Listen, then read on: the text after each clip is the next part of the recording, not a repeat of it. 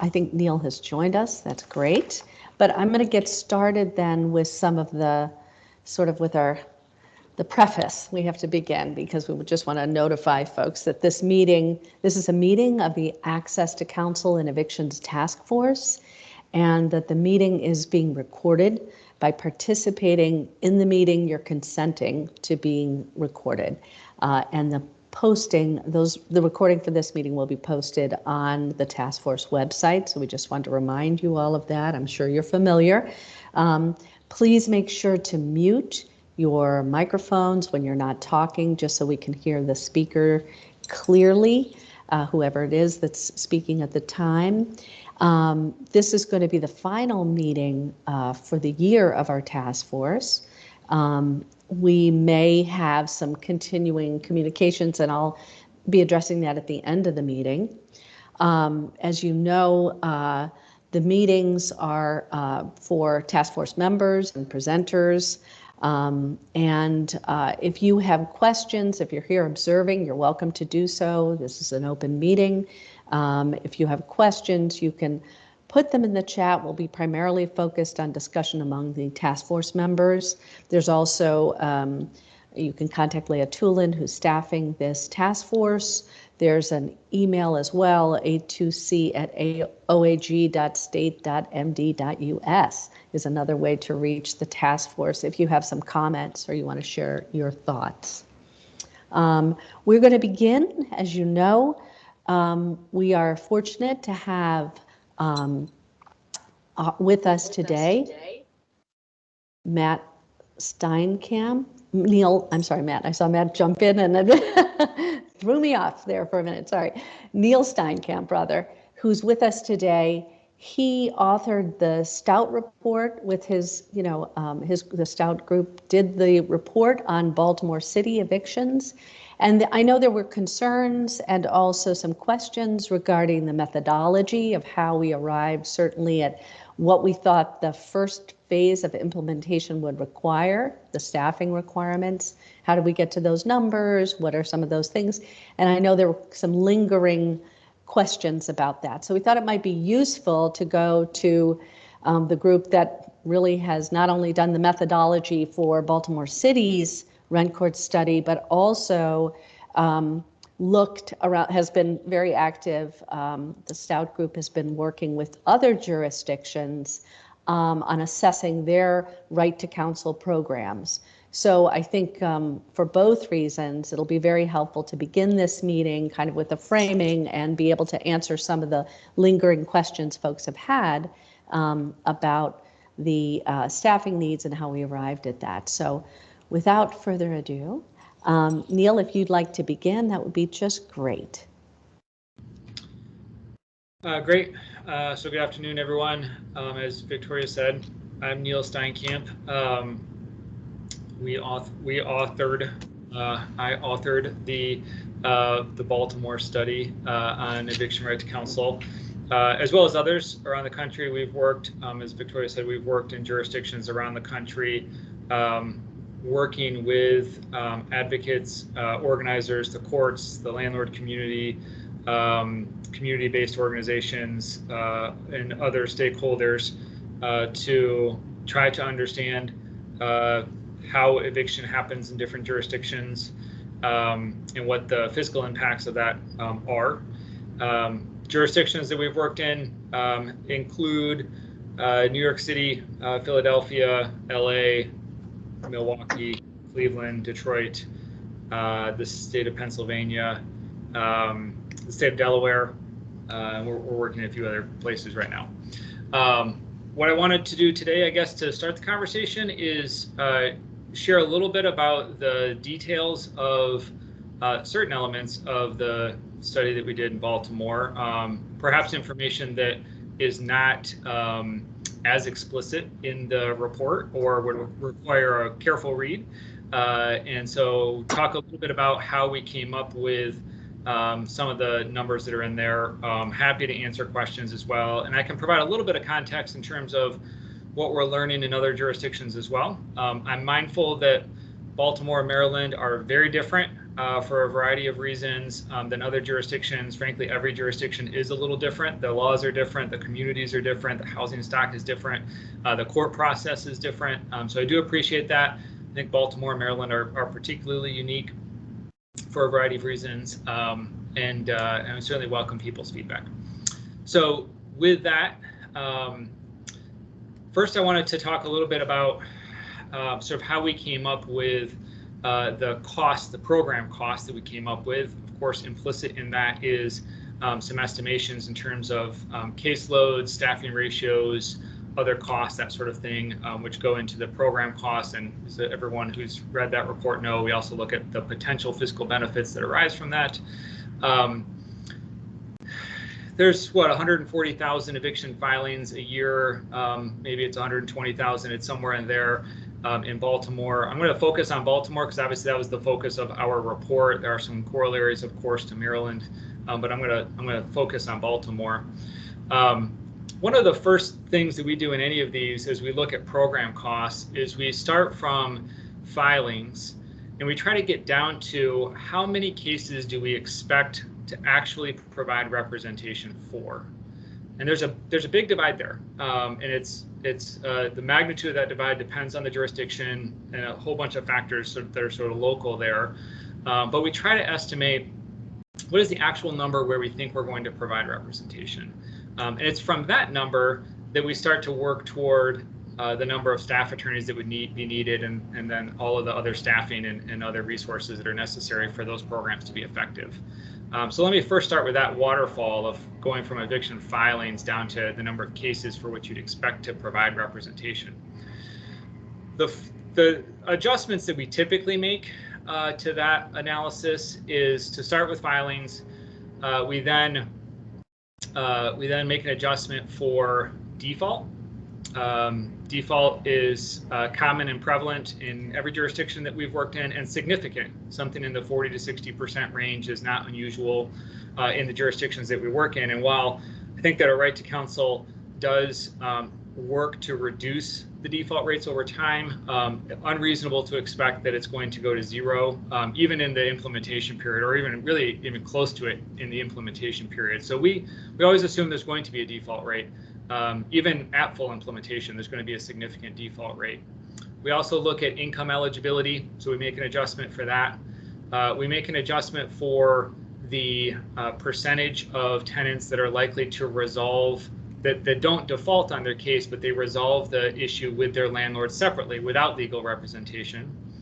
And we make an adjustment for an expectation about the percentage of tenants who are not defaulting, are income eligible, not resolving their cases, but don't choose legal representation. And so they may be appearing at their hearings, they may be pursuing various things, but when offered representation, they say, no, thank you. I don't need a lawyer, I don't want a lawyer. There is always a small percentage of those folks as well, and we make an adjustment for that. In Baltimore, we made another first adjustment, and a significant one, recognizing the very, very high rate of eviction filings in Baltimore relative to its rental housing stock. What we said was we would expect that a lot of these are going to be pay and stay cases. They're going to be cases that resolve by themselves without legal representation. And that was based on a lot of conversation that we had with folks in Baltimore.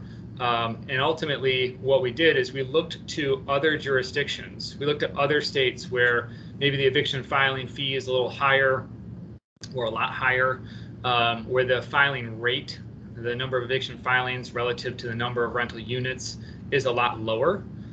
And we said that might give us a better proxy to start from, a number that is the number of cases where it's not pay and stay that's happening. It's something else that is happening. And we made a really significant adjustment for that. And I want to say what we, in the first year of implementation, I think we go from something like 133,000 filings down to, I think, 18 or 19,000 filings in that first step. So going from all filings to filings that are are not likely to be pay and stay cases. Cases where there may be more substantive issues involved.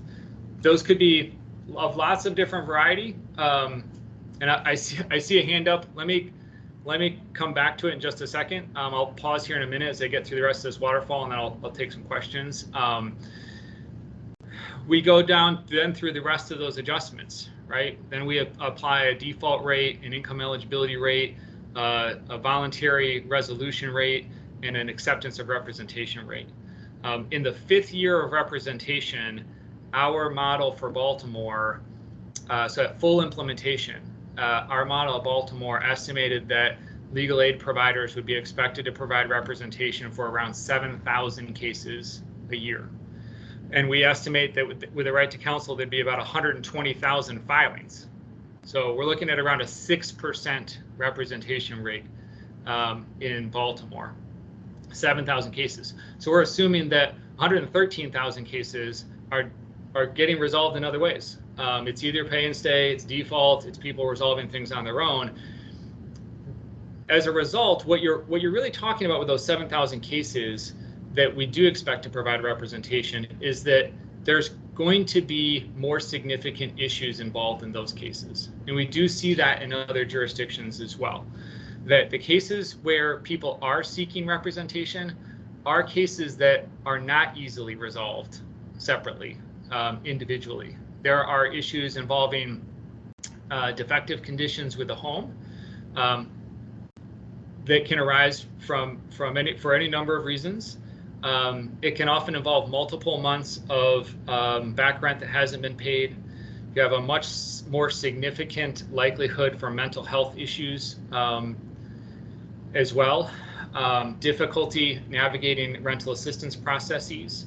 And so those set of cases where folks are really reaching out for legal assistance are much more likely to be complicated. They're going to require more work to navigate those cases, to try to resolve those cases. I can't tell you, of course, that it will be 100% of those cases. I can't tell you for sure that every case for which legal representation is provided is of the more complex variety.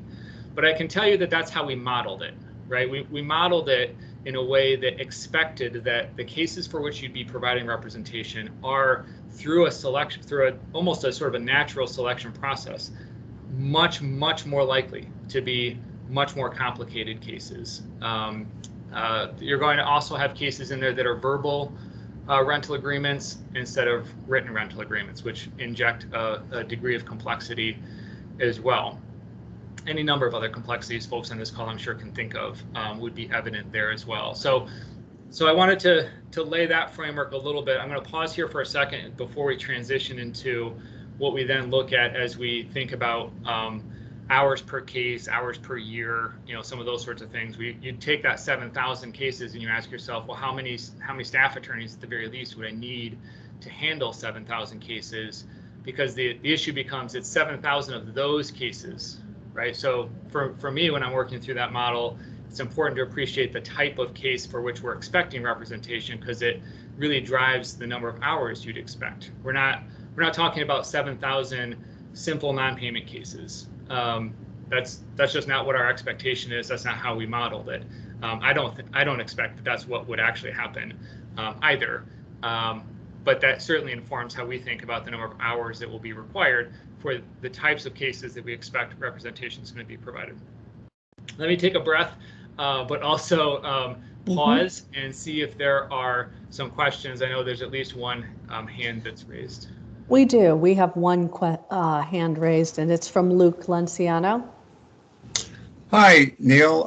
Thank you for joining us. Really appreciate the presentation and the engagement with these issues.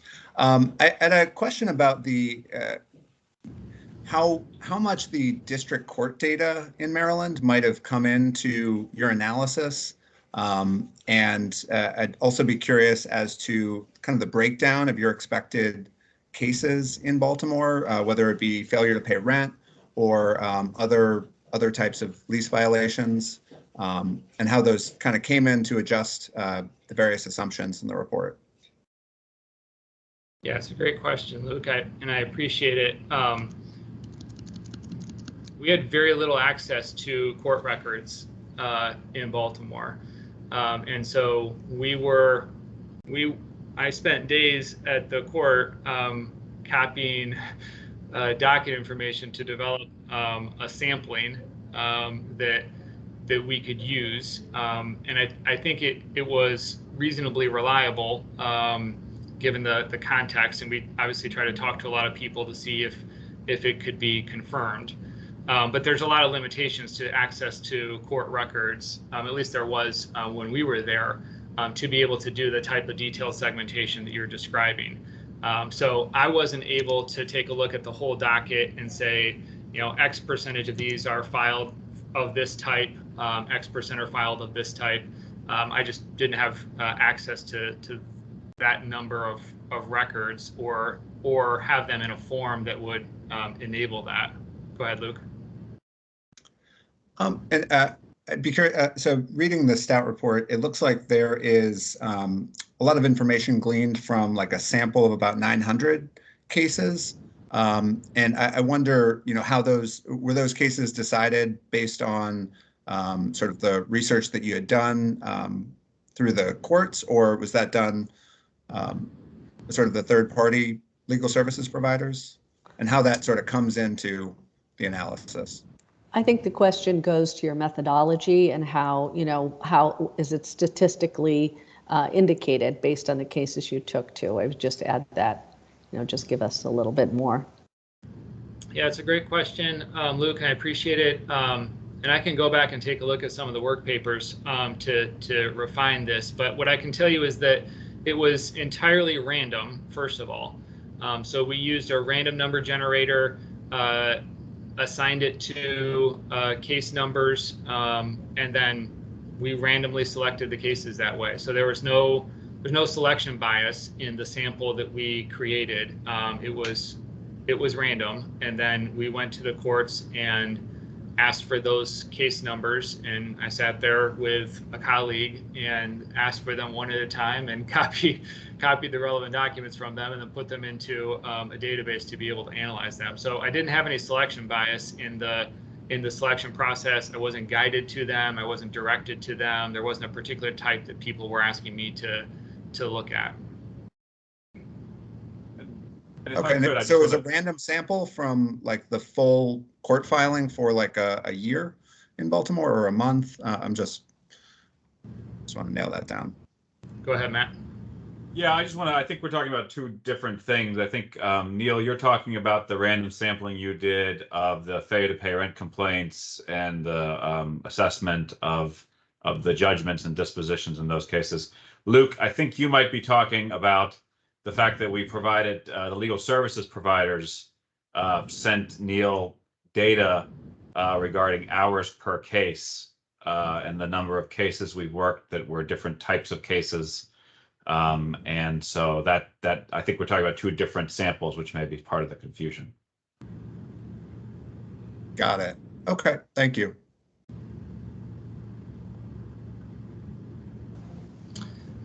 Luke, if there are any follow-ups on that, I'm happy to, after the meeting or some other time, if you've got additional questions, don't hesitate to reach out. I'm happy to help answer those.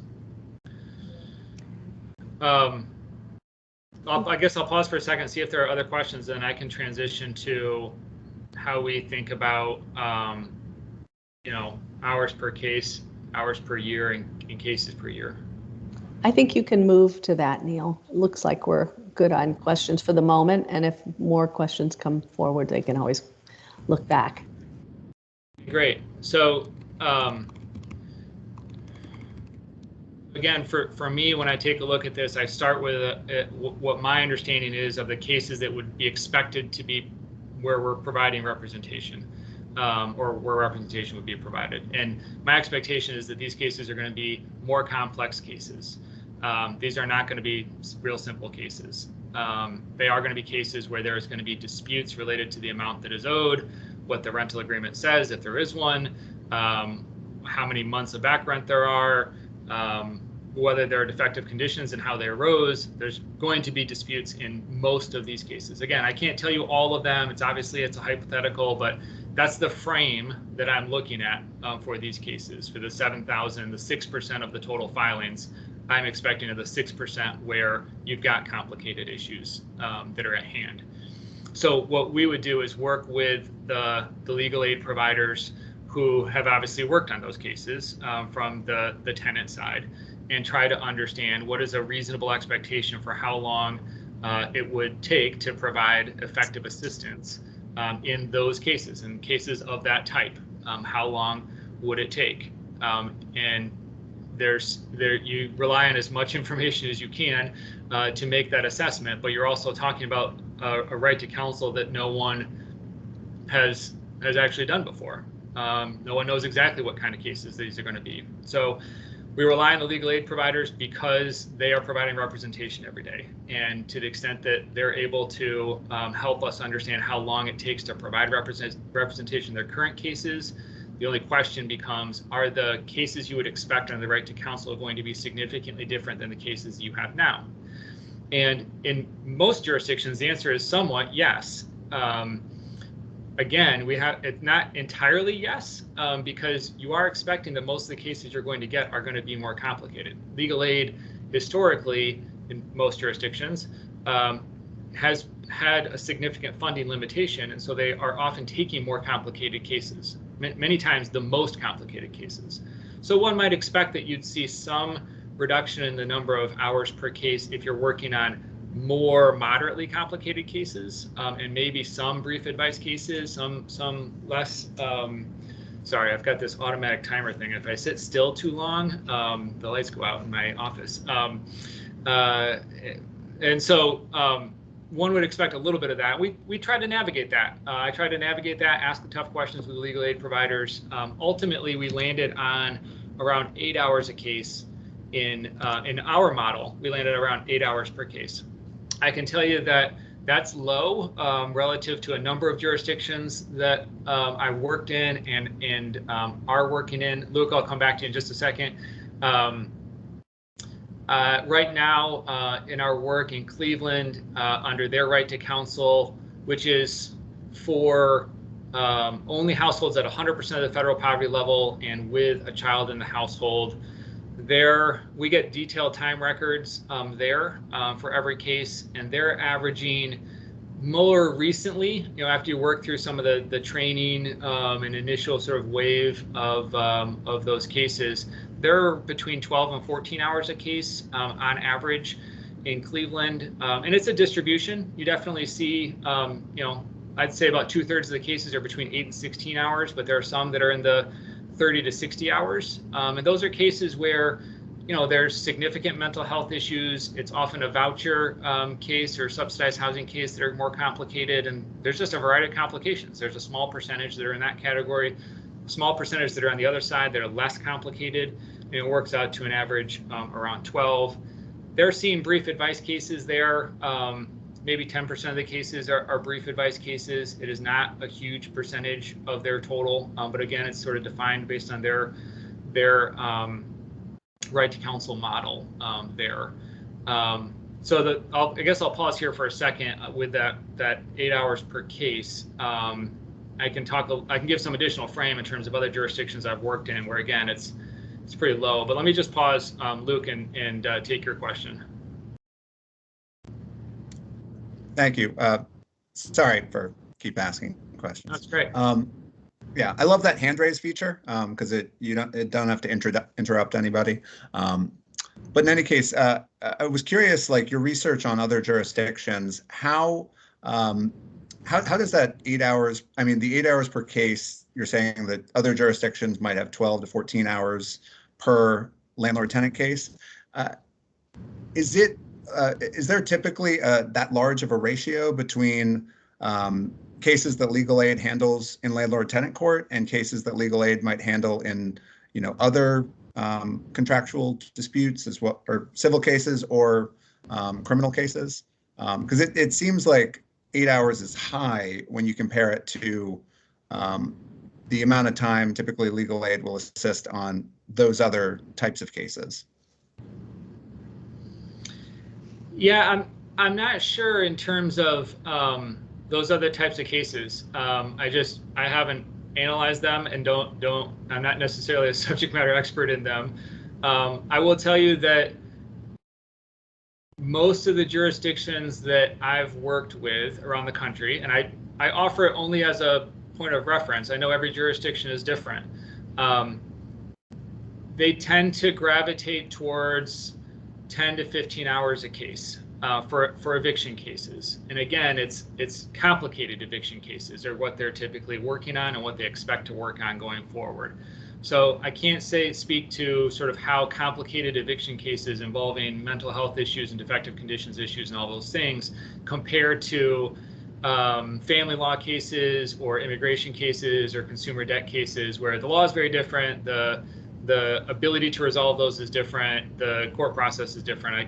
I just can't speak to all of that. I know that in complicated eviction cases, pretty consistently, legal aid organizations tell me that those take 10 to 15 hours. That's what I see in Cleveland. There are jurisdictions that are higher than that. I mean, in New York City, there's obviously really significant tenant protections. There's a lot of subsidized housing. There's a tremendous number of things that a legal aid lawyer would need to do.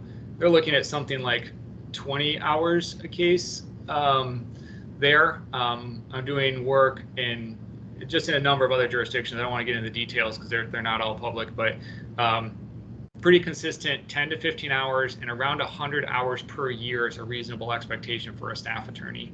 Again, on complicated eviction cases, just very, very consistently across the country, around 100 cases per year for a staff attorney, well-trained, supervised staff attorney working just on eviction right to counsel cases. And at least in Cleveland, that's right where they're at. They're between 85 and 100 cases per staff attorney per year. And it's about everything that they can handle on those cases. We're in a pandemic. There's been some moratoriums. So, we've got rental assistance. There's a bunch of things that maybe complicate that a little bit. But that is the world we're in today too. So anyway, Luke, I'm not sure how satisfying that is because I can't speak to some of the other models or legal matters, but I do know pretty consistently for complicated eviction cases, it's in that 10 to 15 hour range on a per case basis. Yeah, I appreciate that. I think the thing I'm trying to kind of wrap my head around is like the majority of cases tend to be failure to pay rent, where the questions aren't quite as complicated. I mean, there are certain things, of course, to discuss, but it just seems like a high average from my perspective. But yeah.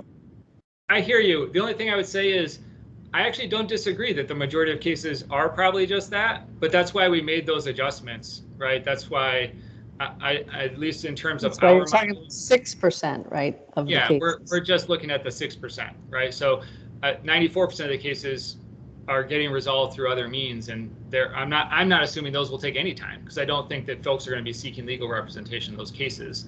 Now, again, I don't know what will actually happen.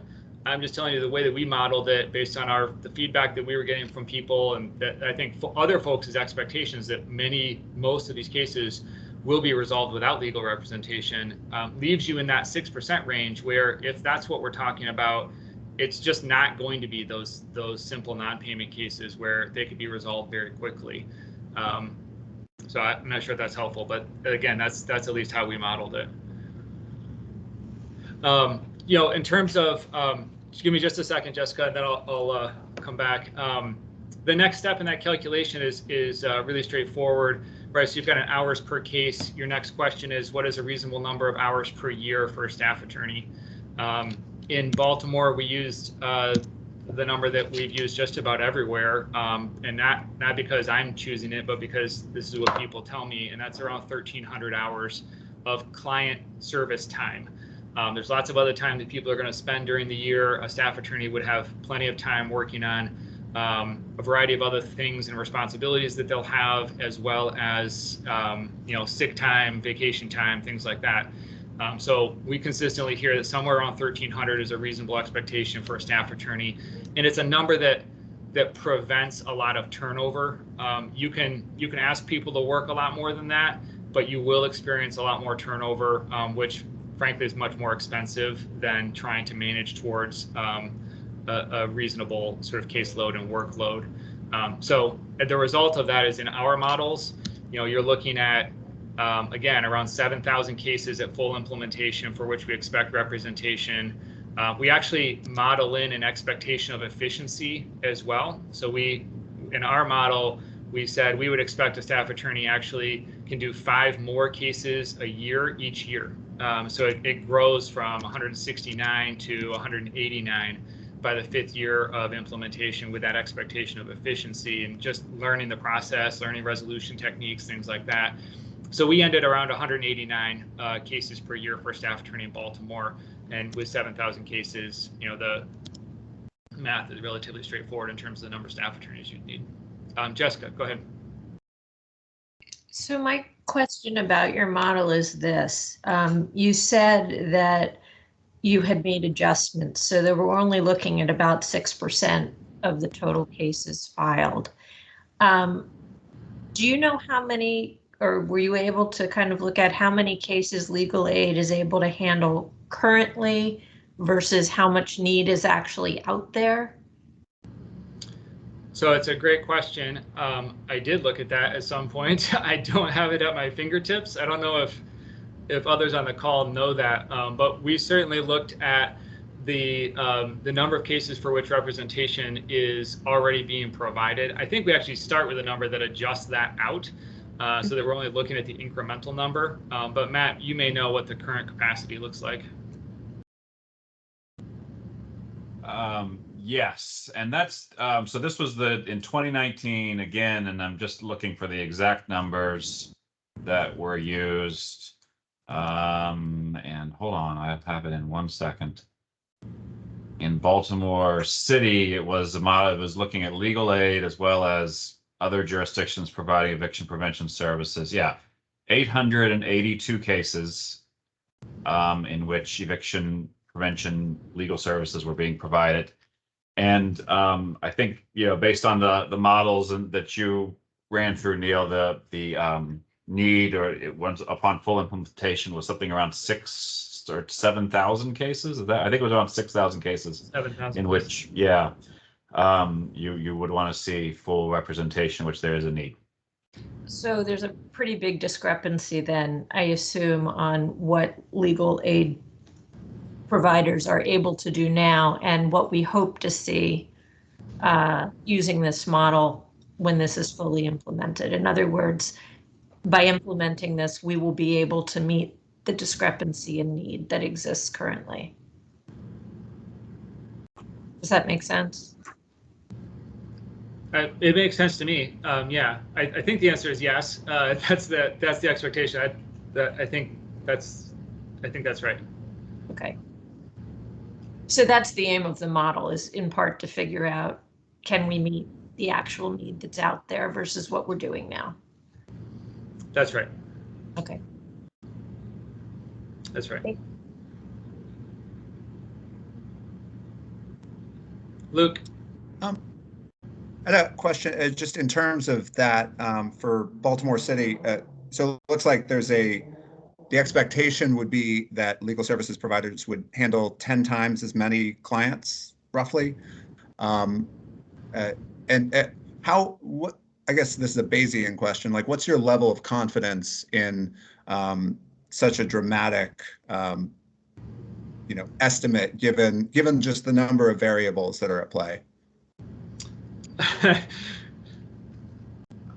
I mean, it's a good question, Luke.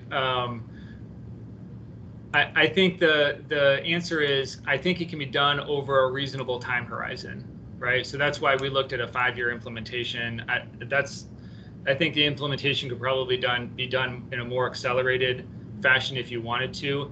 There is a lot of learning that happens, right? And so that first year of implementation, it is important to take a piece of it if you can and learn from it. Will it be 6%? Will it be more than that? Will it be less than that? And why? How is that happening? There it is again. I should be more animated when I talk because I wouldn't be sitting still so much.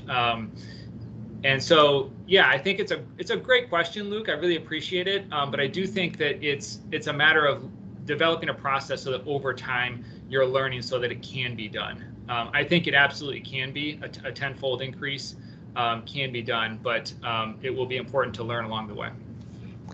I do have one follow-up that kind of follows from Luke's question, and that is, because we're beginning, this is something we don't know. We don't know everything yet. That's why we're relying on a model at this point. One of the questions I have is, what kind of data do you think would be helpful for us, since we are beginning a program, to be collecting so that we can do a better job of assessing what the needs are, the staffing needs of the program, the needs for representation from the tenants coming in, facing eviction. Just helpful, because I know you're doing assessments in other jurisdictions, and we'd appreciate your insights about that. Yeah, it's a great question. And I do think that being thoughtful about data collection up front in advance is very, very helpful. It helps committees like this see what's happening real time and adapting to it and adjusting to it and learning from it. And I've seen that be very effective in the other jurisdictions that we're working in. While we are the evaluator, we're also just trying to help bring forth the information so that the program can adapt over time, so that we can see it and work together, that all of the stakeholders who are involved have the opportunity to think about how this can be successful. In Cleveland and Milwaukee, we're using the same data collection processes. In part, those jurisdictions are interested in seeing how they compare. Many organizations, many legal aid organizations actually do collect a fair amount of information from their clients, which is very helpful, but they do so in a way that's not structured. And so really focusing on structured data collection can be helpful. We're collecting about 150 data points for every case in Cleveland, from the intake process, where we collect some of the essentials, household income, demographic information, to an interview process which again was always happening, but not really in a structured way, that collects a lot of information about sort of the household employment, children, the home, their income instability, issues that they're having, just a lot of additional context that helps us take a look at what's happening, and then the outcomes as well, both in terms of what the client's objectives are. We actually see that a lot of for the right to counsel cases in Cleveland, and again, I emphasize that because it's not all cases. Again, we have this selection bias that's happening. So when we talk about these more complicated eviction cases where representation is happening, we see about half of those tenants their goal is not to stay in that home. They know that they can't afford it, or the relationship with the landlord is not working. They agree that moving is the right resolution, and it's a matter of trying to help them effectuate that in an effective way. For others, there are real disputes about the amount that's being collected and defective conditions, all of those things I mentioned before, mental health issues, voucher issues, verbal agreements. So we collect information on all of that so that we can better see the proportion of those things, how are they getting resolved, and are we able to help meet the objectives of the parties. This coming year, I hope to do more. This wasn't initially implemented, but I hope to do more to take a look at some of the closing resolutions in those cases, and take a look at how much time was provided, what were the substantive issues that were resolved through the course of that case. We also, this will be important for all of you as well, is to think about data integrations. So that's data that you can collect from the tenant, right? There are other perspectives, of course, in terms of really understanding what's going on with those cases.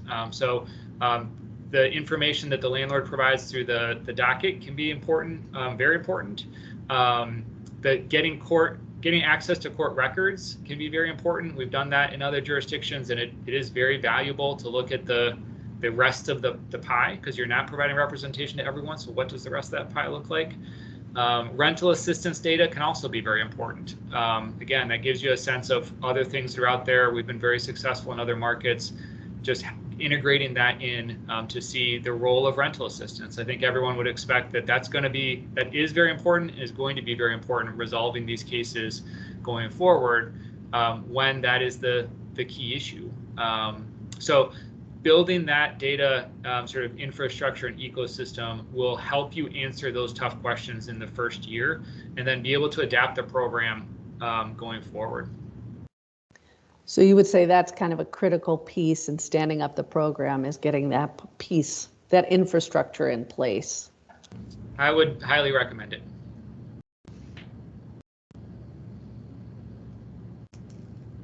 All right, are there other questions for Neil?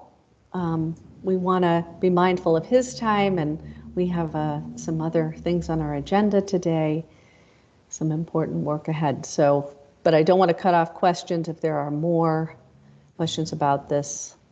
Pam, do you have a question? Yes, I do. Thank you. Can you tell me generally how much a report of this type costs? Can I tell you how much a report of this length costs? I don't know that I'm able to do that. I can tell you that a report of this length, we spent probably 1,000 hours, professional hours, on this report, on the Baltimore City report. We do not charge our full market rates for this work. We do these all at a significant discount, but I'm not really at liberty to disclose the funded amounts for our work. But Pam, I'm doubtful that was a very satisfying answer, but that's about as much as I can provide. Thank you.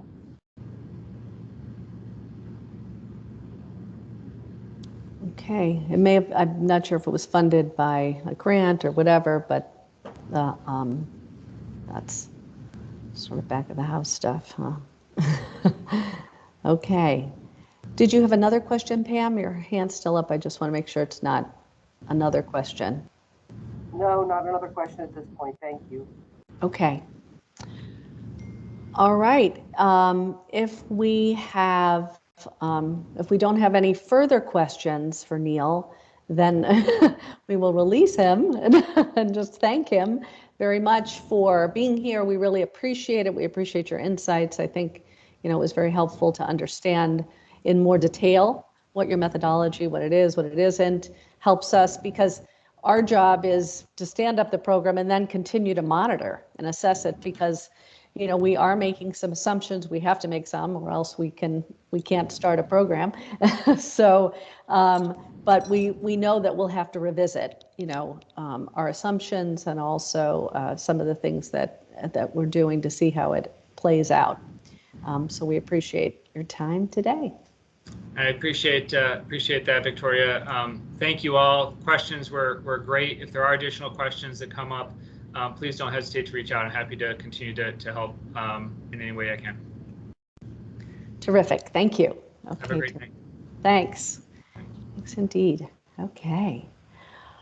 All right. To the task force then, we're going to move along on our agenda.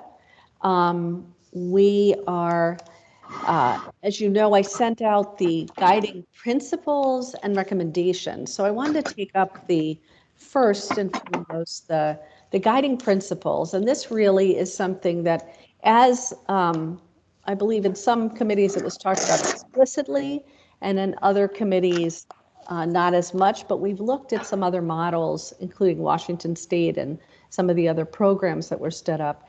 And as a best practice, it's helpful to have kind of some general principles, because they're guiding us along. We know that this program, as it rolls along, we're not going to get everything right from the get-go, and we'll need to, as our job as a task force is to continue to review and assess the program going forward. It doesn't exist, so we're at a different point in our work.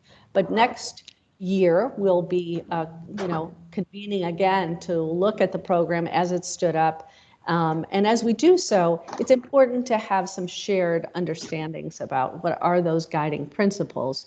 So I thought it would be useful to go over some of the principles that I think have emerged from our discussions, and really affirm those as guiding principles for the task force's work. So I wanted to just refer to those. They're in your packets. I don't know if we have a share screen, but we could just kind of go over some of those principles right now. Love your thoughts, your discussion. We can have some discussion about that before we move forward to the recommendations and the committee's reports. Hey, Stu, I think it would be helpful if you mute. I'm not sure. I'm sorry. No, that's okay. That's all right. We've all been there in this virtual world in which we live, but thank you. Okay, so the first one was really about, sort of a definitional thing, which is that the statute provides a right to access counsel in evictions for all income eligible tenants. So that's sort of the first proposition as we move forward in this work. The next proposition, and maybe we'll just go through really quickly, or Luke, do you want to stop there? Yeah, just on the Sure. first principle for like the statute provides a right to access counsel.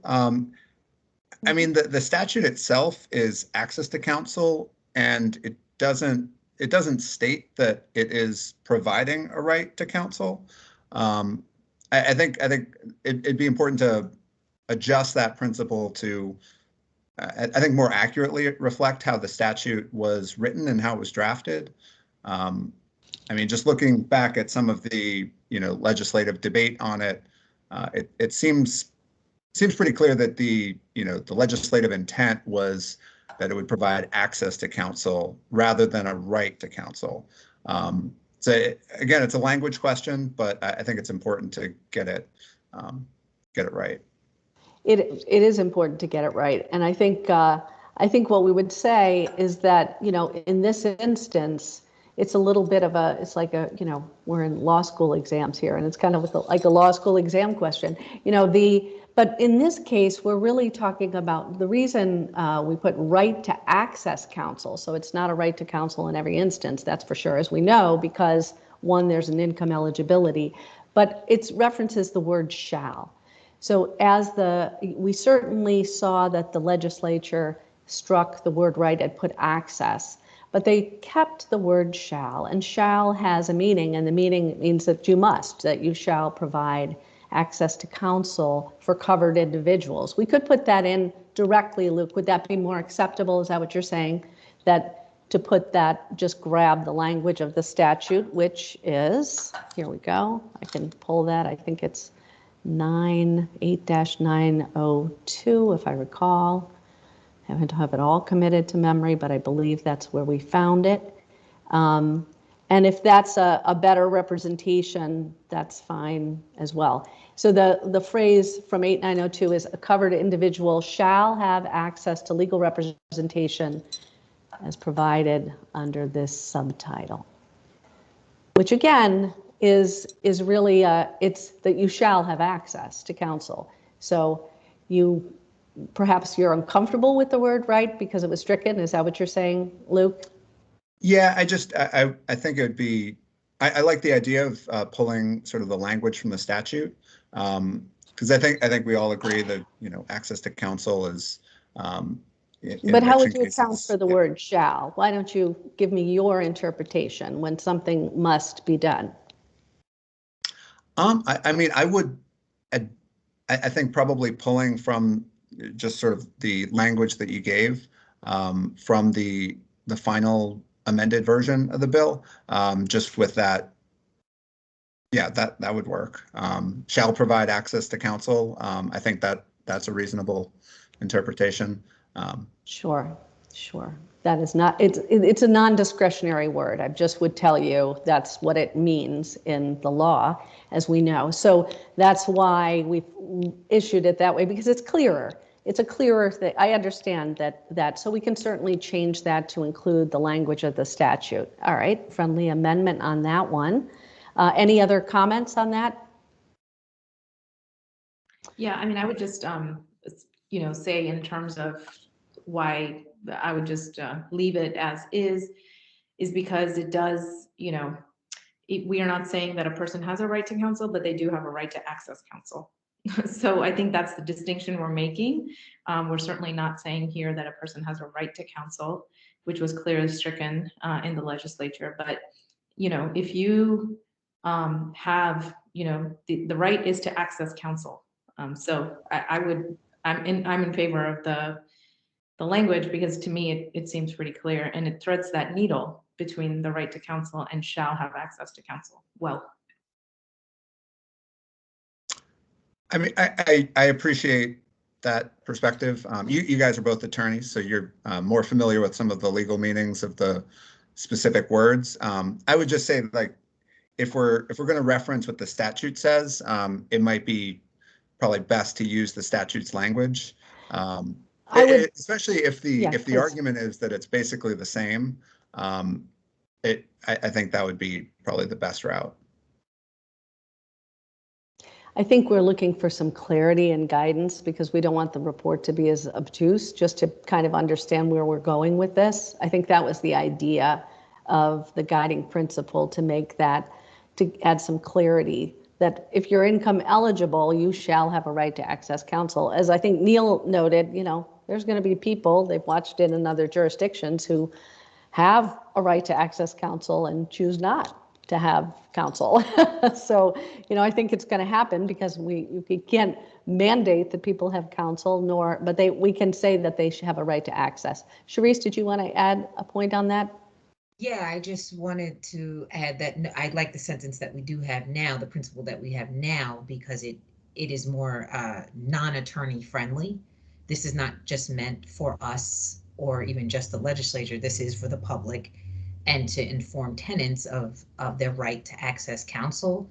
And so I do think that this number one, guiding principle 1, is clear, straight to the point, and easy for a non-attorney to understand. So. Jessica? I was just going to concur with what Rena and now Sharice have said. I think we are trying to have as plain language as possible so the report is readable for the general public. And I agree that the way it's written makes it very clear what folks are able to access, which is counsel.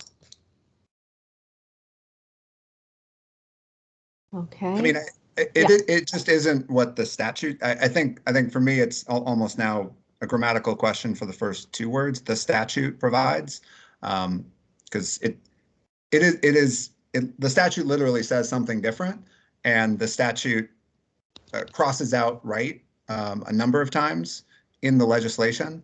So that's kind of what my hang up is.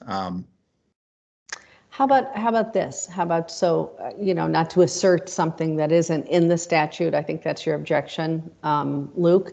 How about income eligible tenants shall have a right to access counsel in evictions?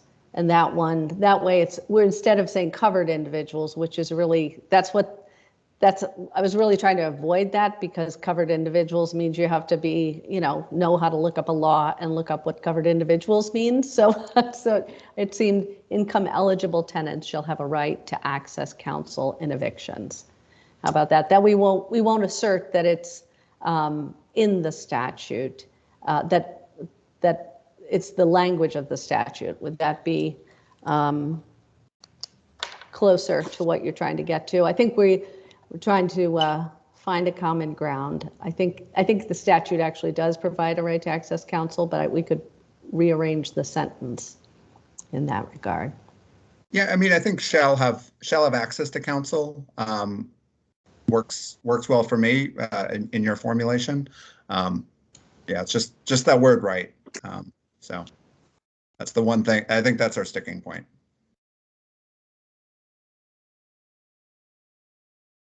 Maybe Chair? Yes, please. Bill Orleans. Yes, and I apologize. This is my second intrusion upon your meeting agenda. Could I ask Yeah. a quick? Bill, yeah, we'd really prefer if you put it in the chat, but yeah, go ahead. I'm going to indulge you this one time, but I would ask, I mentioned at the beginning, if you're not a member of the task force, to just put it in the chat. We won't disregard your voice, but please, because we really are marching through, we're just at guiding principle 1, and we have a whole page of recommendations. So, I promise not to use my voice again. Unfortunately, with my phone screen, I couldn't find even a raised hand function, much less do I find a chat function. But that's just me and my phone.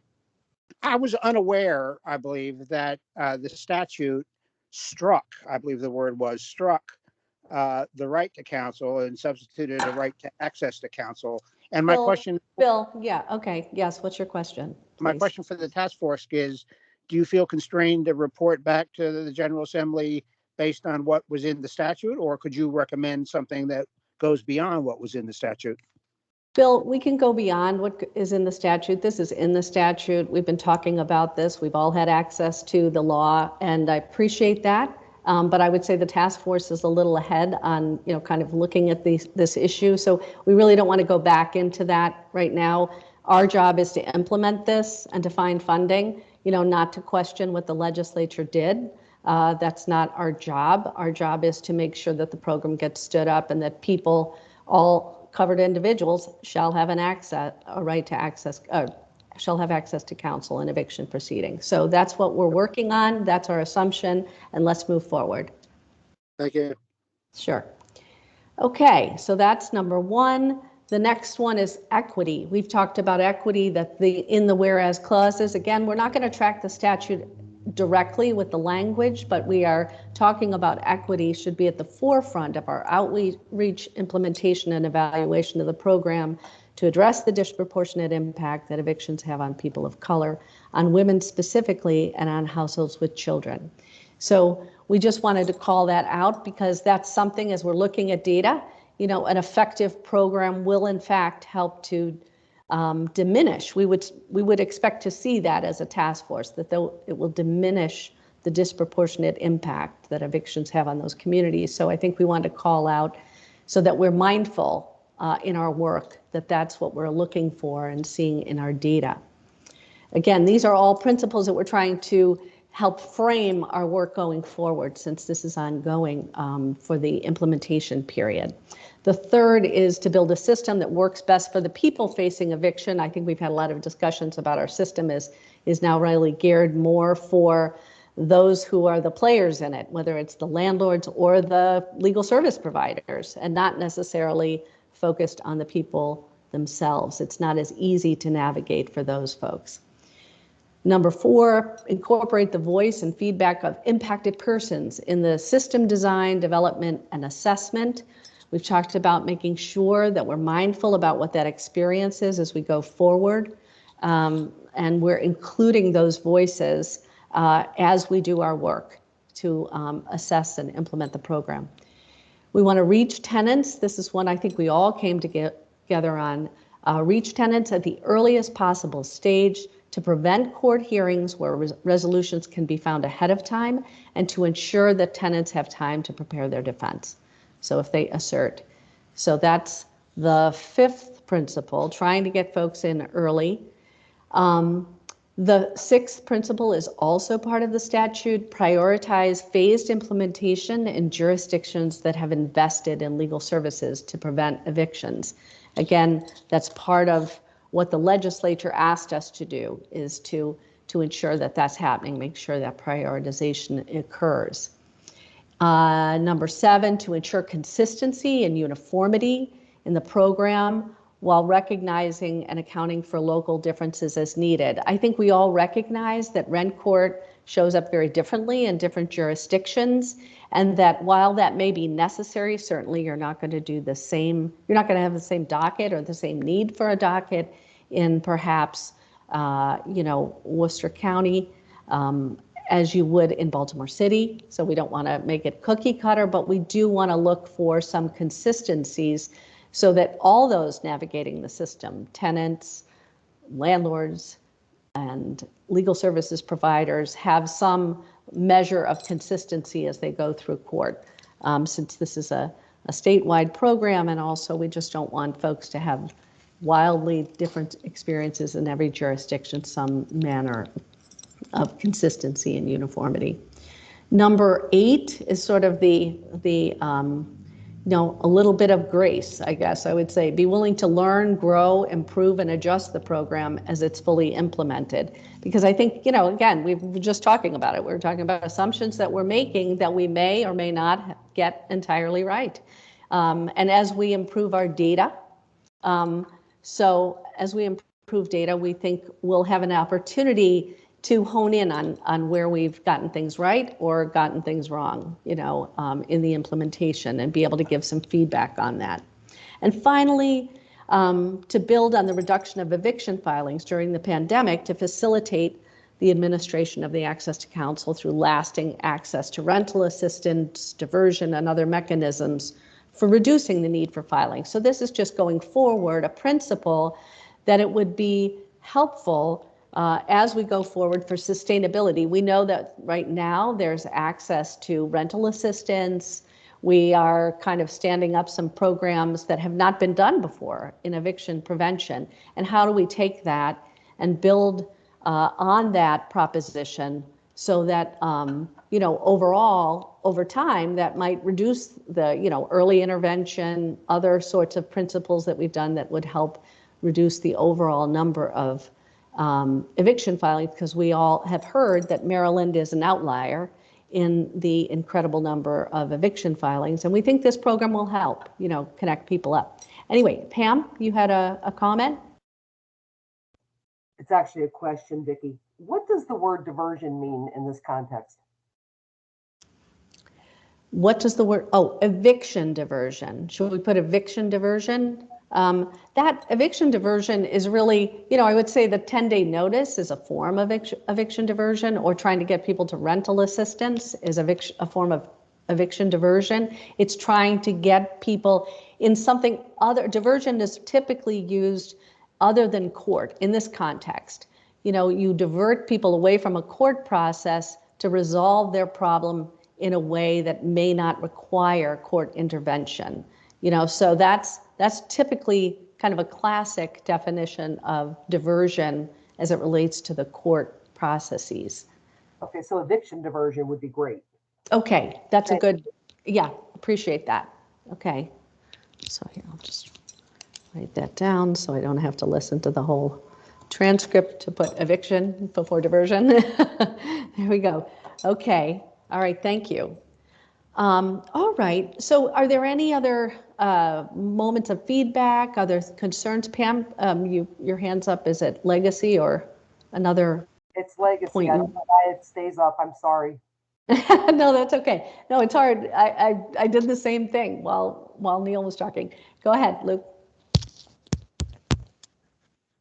So on point number 3, I wonder if, again, it might just be me getting hung up on words, but build a system that is fair for the people facing eviction rather than best. Just because it's a court process and, there's sort of that balancing act between folks. I have no problem with fair. Does anybody have an objection? Okay. All right. I think the only thing there is that maybe accessible, too fair and accessible. I think that might. Yeah. Okay. Sorry, Rena. No, sorry, I should have officially raised my hand, but it's getting to the point that we don't want a system that is more provider focused, like what is already existing and what works. And so we do, I think the idea behind that is a system that actually works for the people who need help and when they are in emergency situations. So just want to make sure that is not lost. Okay, Pam? Could we say that is accessible to and understood by? Build a system or legal reference. Yeah, okay. You said is accessible to and understood by the people facing eviction. Okay, that gets us closer. Rena? That I think came out of your committee too, so that principle. You want to unmute? Yeah, I think that's there. Okay. I hope we don't have to wordsmith everything. No, we're not going to seek to do that. I think we want to, I think the point is to make sure we're capturing the sense of what we're trying to say, and really, I would say, if we can kind of reserve the wordsmithing if possible. Certainly want to hear from you, especially if something comes across wrong. That's, you need to speak up. I want you to speak up. But yeah, in that, it's like, what is it that you think isn't coming across? I think that's probably very helpful to know as we're going through these principles and next into the recommendations. Yeah, please, Luke. So just on that question, like these recommendations and principles would sort of make it into the final report. Is there going to be like opportunity to kind of, work on editing that report? Would we have access during that process of creating the report? Because I think that might be, it might change the wordsmithing aspect of some of the questions. That's true. Okay, so just in process, we're going to talk about process later. At the end, there you go, cliffhanger, you got to hang on till the end. Anyway, but there will be opportunity. Now, I don't think we're going to do line edits as a group because that is just unwieldy, which is why we want to pin down these basic principles, because frankly, this is kind of at the core of our work. The principles and the recommendations is really, kind of at the core of our task force work because we don't have a program yet. So, that's why this is kind of the crux of it. So I'd like to kind of hold these to be consistently once we go through this process tonight and going through the recommendations and finding that consensus, then I think we want to move forward. But the other verbiage, yes, there will be an opportunity, and I'll go over that process at the end. Okay, definitely. Okay. All right, with that, then we have a couple of edits, eviction, accessible to and understood by. With that, I think we're going to move forward. I appreciate the feedback on that. Those will be principles that will be included in the report. So I'm going to take a moment to, I wanted to hear from, we have a couple of people on our task force who have some personal experiences. They're on our task force because they in fact have gone through the eviction process from the tenant perspective, and we haven't had a chance to hear from them because of both some language challenges and the other. So I wanted to take a minute now, particularly Ms. Rodriguez is here, and I do believe we have an interpreter, and she has not had an opportunity to kind of share her thoughts and stories, and as I understand it, she's not able to stay for the entire meeting. So with your indulgence, I'm going to give her an opportunity to be heard by our group because we really just haven't had that chance, and she's one of our members. So with that, who is our person? I'm going to turn that to Ms. Rodriguez. Leah, I know you've been kind of interfacing with our interpreter. Are we ready to go? I hope so. It's Ileana.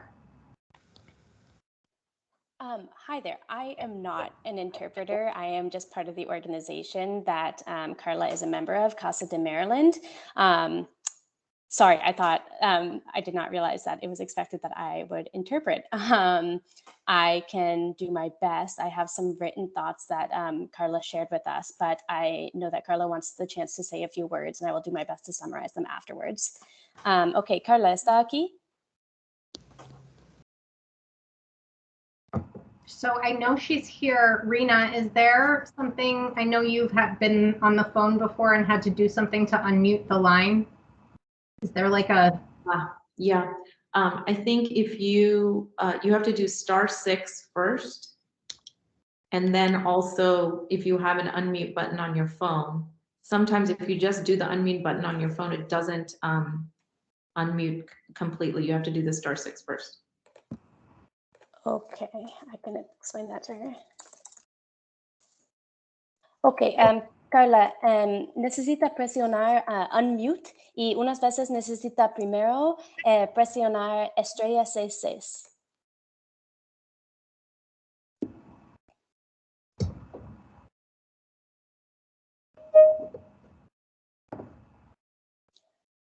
Okay, it looks like at least it's showing that Ms. Rodriguez's line is unmuted. So. Ok, Carla, ¿puede hablar ahora sobre sus opiniones y pensamientos más importantes y también sobre su experiencia, si quiere, ¿ok? Sí, Perfecto, podemos escucharle. sí.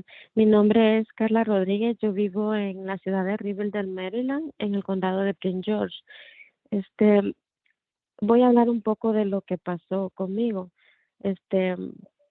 Resulta que yo vivía en un lugar unos apartamentos que se llaman Partango, y en el tiempo de pandemia, cuando fue lo peor de la pandemia, mi esposo perdió un trabajo. Nosotros somos una familia de 5 integrantes, 2 adultos y 3 niños, y resulta que las personas, los dueños de los apartamentos, empezaron a mandar unas cartas en color rojo de desalojo, y yo no hallaba qué hacer y mi esposo no hallaba qué hacer. No sabíamos que teníamos derecho, no sabíamos nada de información y estábamos realmente asustados. Mi niño más grande, que tiene 11 años, me preguntaba de que si nos iban a echar a la calle, y yo temía porque creía de que en realidad íbamos a aparecer en la calle con nuestras cosas. Luego de eso, mi esposo se puso en contacto con Casa Maryland, y ellos empezaron a hablar con nosotros, y ahí pudimos encontrar información. Un abogado, que es el abogado Jonathan, se puso en contacto con nosotros y empezó a decirnos nuestros derechos. Y quiero recalcar unas cosas, que en medio de todo esto, las personas que trabajan para estas personas, que ellos están viviendo bien, y yo digo de que son unos millonarios egoístas. Me refiero de que estas personas están viviendo bien con sus familias y se están llenando los bolsillos a costa de nosotros, los hispanos.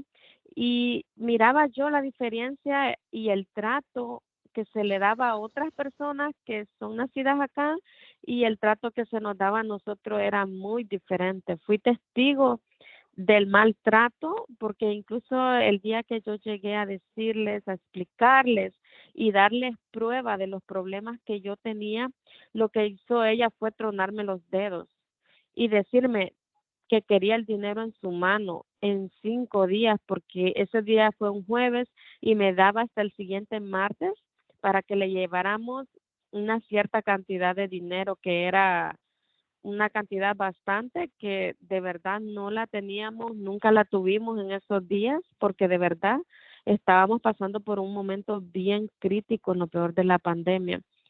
Y ahora, a mí me da alivio saber de que hay personas, que son los abogados, que estuvieron dispuestos a ayudarnos y que todavía están dispuestos a ayudar a inquilinos como nosotros, personas que no tienen información. Hay muchas personas que los llegan a desalojar, y es algo bien triste porque están faltos de información, y tal vez no tienen los alcances de decir, oh, voy a llamar a esta organización, sino que se quedan así y los echan tal vez con sus niños a la calle, en el frío, qué sé yo, en malos tiempos, muy malos tiempos. Yo creo que a ninguna familia le gustaría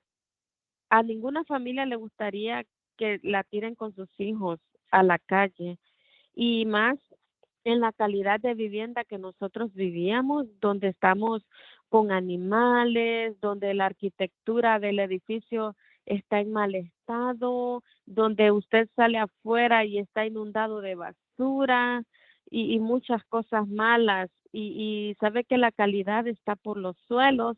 pero que se tiene que quedar ahí porque como no hay quien nos defienda, no hay quien esté del lado de nosotros y como ellos pueden hacer lo que ellos quieren, contra ellos nadie, según ellos, contra ellos nadie, porque como nosotros somos pequeños a la par de ellos. Y pues les doy las gracias, ¿verdad?, a los abogados de casa y a todos los abogados que estén dispuestos a ayudarnos para la calidad de vivienda, porque en todo el área, porque yo anduve buscando apartamentos, están muy caros. Y si el condado no puede hacer nada por nosotros, yo me pregunto, ¿quién puede hacer algo por nosotros? ¿A dónde quién vamos a ir entonces a quejarnos de que la vivienda para algunas personas va a ser insostenible? Porque el dinero que nosotros ganamos, el dinero que ganan nuestros esposos, yo en mi caso soy ama de casa, tengo 3 niños, el dinero que ganan nuestros esposos no es lo suficiente para pagar una renta tan cara. Solo eso, muchas gracias. Muchas gracias, Carla, por todos sus pensamientos y es muy amable de usted para compartir con todo. Gracias. Okay, I did my best to translate as we went. Again, I'm not fluent in Spanish, and so I just wrote down what I got, and it's certainly not all of it, but hopefully that was helpful. And thank you for giving one of our members the chance to be here and to speak. That's great. Ileana, was there anything further you had from Ms. Rodriguez? You said you had captured some things that you were going to share separate and apart from so Ms. she Rodriguez. actually And tell Ms. Rodriguez, thank you very much. That's not an easy story to share, but we appreciate her. Of course, I will pass that along.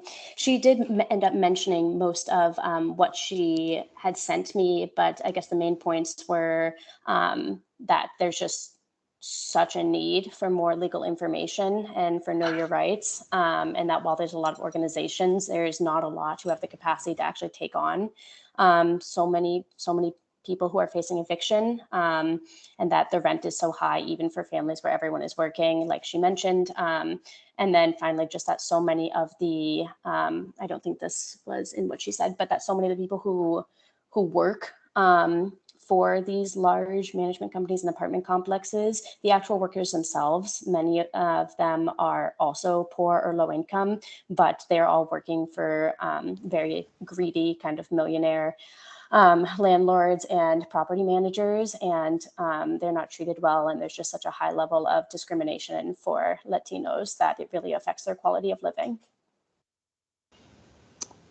Okay, I think when Ms. Rodriguez talked to us separately, she had talked about conditions. That I think the crux of her case when she did get representation was about conditions in the property. Those were the legal issues that she was facing from how she described it to us. I just wanted to mention that. Yeah. She was also talking about how oftentimes when they put in requests for things to be fixed, that they aren't fixed. This is part of that discrimination against Latinos, and that she had a lot of issues with animals and pests that were out of control, and yet no one was doing anything about them. And when you say animals, you mean rodents? Yeah, I think like cockroaches, we're not bed talking bugs. About dogs. Yeah, cockroaches, correct. Bed bugs, and mice, and yeah. Right. Okay. All right. Well, thank you very much. I really appreciate the chance. Thanks, Ileana, for as Leah had said, for helping us with the translation, and also to Ms. Rodriguez. I don't know also if Ms. Abrams is here and wanted also similarly. She's had some challenges making some of our task force meetings. She too's a member of our task force with a lived experience regarding eviction. And I believe she also, we were going to give her a little bit of space to share before we jump back into recommendations. Ms. Abrams, are you here, and would you be willing to share?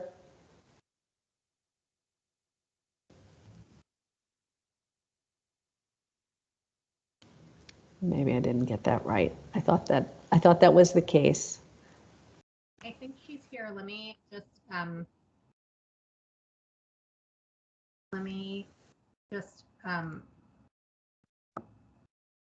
writing her.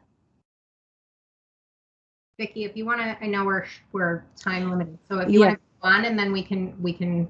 Okay, we'll circle back then. Yeah, I just want to make sure that folks have a chance to speak, especially since it's been hard for them to participate in the process. So, okay, just to hear from them.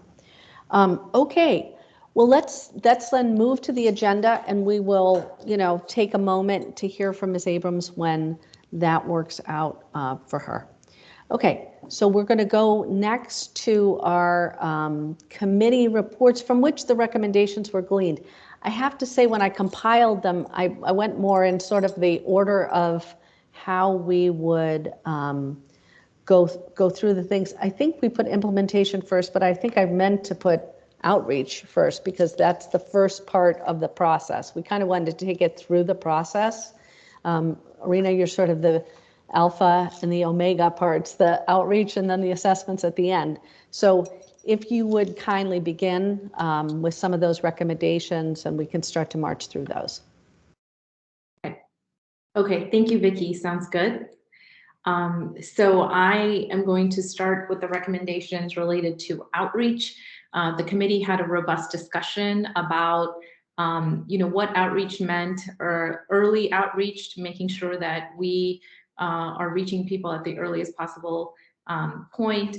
And so, the committee recommends, that we develop a comprehensive, broad-reaching, and multimodal outreach strategy. There's going to be centralized components to this strategy as well as diffuse components. Obviously, doing the statewide program, there's going to be some things that would be better if they were centralized, and there's going to be other components that the locals and the organizations on the ground would have a better approach to doing outreach. We have to keep in mind, the committee discussed the barriers, the information barriers, especially if people don't have, internet, et cetera. So we incorporated that thinking into the outreach sort of recommendations. One of the things that the committee felt could be centralized were the messages themselves. So the messages in terms of, things related to the Access to Counsel program could be centralized in one place, and then those messages are filtered out, through local and other organizations. In terms of doing targeted outreach, that there was a way to use the data that we already had to make sure that we are reaching those that need it most. And so those receiving rental assistance, both landlords and tenants, and then areas that already have the largest amount of court filings, evictions, and then other sort of at-risk populations that we can glean from adjacent indicators. And then that there are sort of key points where we can do outreach. And so, we talked and we discussed sort of specific points where outreach would be really great to be done once we know, certain notices are being sent or other things. So that, just to make sure that we are reaching people at all of those different points. There was a lot of discussion about who's trusted in the community, because when you're doing outreach, it's not just about getting a message out, it's really making sure that the messengers are correct and that you're partnering with the correct organizations where they have already built up trust in the community. So using those trusted partner and trusted community organizations to spread the word, which includes referral organizations, but also includes a lot of other sort of anchor institutions in the community that pretty much serve the same population, but kind of have a different reach, including sort of schools or other places. So really making sure we identify those messengers well. And then, in terms of the actual tactics for the outreach that we have to use, we have to always be mindful of the digital divide and use a diverse mix of print as well as digital outreach to reach the populations that we want to. And Vicki, I didn't know if you want me to continue because I think the next one is also from my committee. So I can pause here and see if there's any questions and then move on to the next recommendation. Luke? So I had a question about the 10-day notice, how putting that like a central repository together to maintain those records. Would those records be at some level public, or would they be accessible to other actors besides like legal services providers?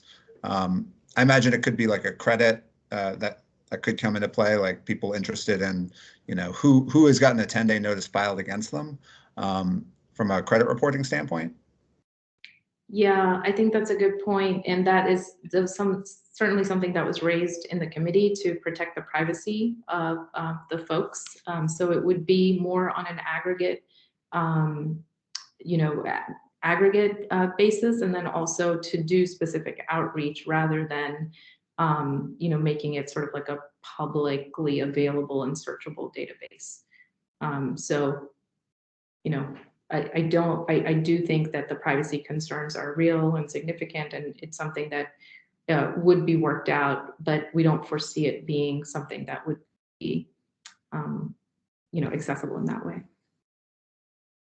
I think we talked about it like for trend data and to target, look for areas that are particularly, where there's high degrees of eviction, because you might want to target outreach in that area. So you can connect people to resources sooner. I think that was part of it. But Pam, did you have a question? Yes. Is DHCD, is this a suggested agency to collect the data, or have they agreed? They have not agreed, and this would require, some things can be done by, by declaring them so, and some things would need an action. In this instance, if we move forward with this recommendation, it would require an amendment to the statute, I would believe, because there's no requirement right now for a landlord's only required at this point to send it to the tenant, right, 10 days before filing. There's no requirement for a landlord to send a notice anywhere else, and there's no requirement for DHC to receive a notice. So it would be an anticipation that it would there would need to be a statutory amendment to accommodate that. Okay, thank you. Sure.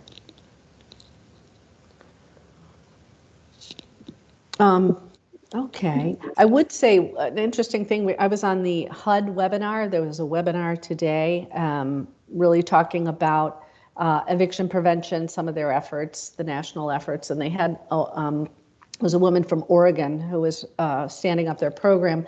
And one of the lessons learned that she mentioned is that they really, at the beginning, there wasn't a front door, I think that's how she described it, for people to access information and resources. This pertained both to their rental assistance and their legal services help, so they had to create a centralized place because people were just getting lost and not able to connect well. So she shared that was a lesson learned for their program, and that made it much more effective, both at getting out rental assistance and connecting people to legal assistance or other supports they needed. So yeah, is there any further discussion or any concerns about these in recommendation 1 there with a few subparts? Anything else to mention? And then recommendation 2, which is, I think you were talking about, Pam, and perhaps Luke, about that DHCD, that's the one I was referring to, would require an amendment to the statute. It's not really in our province to require anybody to do something like that if it's not in the statute. So, any other comments about that? Okay. All right, so we're going to move to number 3, coordinated intake system. And this would be, I think, our implementation committee, Sharice and Stu. I don't know which one of you is going to walk us through the coordinated intake. Maybe that's Stu. I don't know. I don't want to presume. Let us know. Definitely share what you have found out. But again, when you're So in two this things, type Vicki. First is that I think Sharice is having technical difficulties, so she was hoping that Stu could do it. And also go ahead. Abram is in the meeting, and I think she's ready to share whenever you're ready for her. So Okay, Stu, do you have Stu? Sure. Mr. Simpson, can you? Sure, Can I you don't know, I don't know how detailed you want me to be, but Well, Stu, the items that are in 3 and 4 are particularly important related to our presentation. Excuse me one second, Ms. Stu, can I, let's let Miss Abrams, if you wouldn't mind, if you can hold on for a moment. Miss Abrams is ready to talk and tell her story. Why don't we let her do that now, since you have to step away? Miss Abrams? Hi, can you hear me? We can hear you, Miss Abrams. We're going to let you go ahead and, if you wouldn't mind sharing your story. We know we haven't had a chance to hear from you, and then we'll return to you, Stu. Okay, so we're going to hear from Miss Abrams first. So hi, my name is Latanya Abram, and I had moved into an apartment, and 3 weeks later, after I moved into the apartment, maintenance showed up one day and changed the locks on my door, and without a notice. And later on, I got an email from the company saying, "Yeah, we changed the locks on your door." And so I emailed back and, let them know I'm going to put the chain back on my door because that's the way I rented the apartment. And when I did that, immediately I was told that I was going to be evicted from my apartment. And I went through this trauma for like 8 months alone, trying to figure out what am I going to do, because I work for the public school system and I don't make enough money to hire an attorney. And so I got on the internet and I started looking for resources for people for help.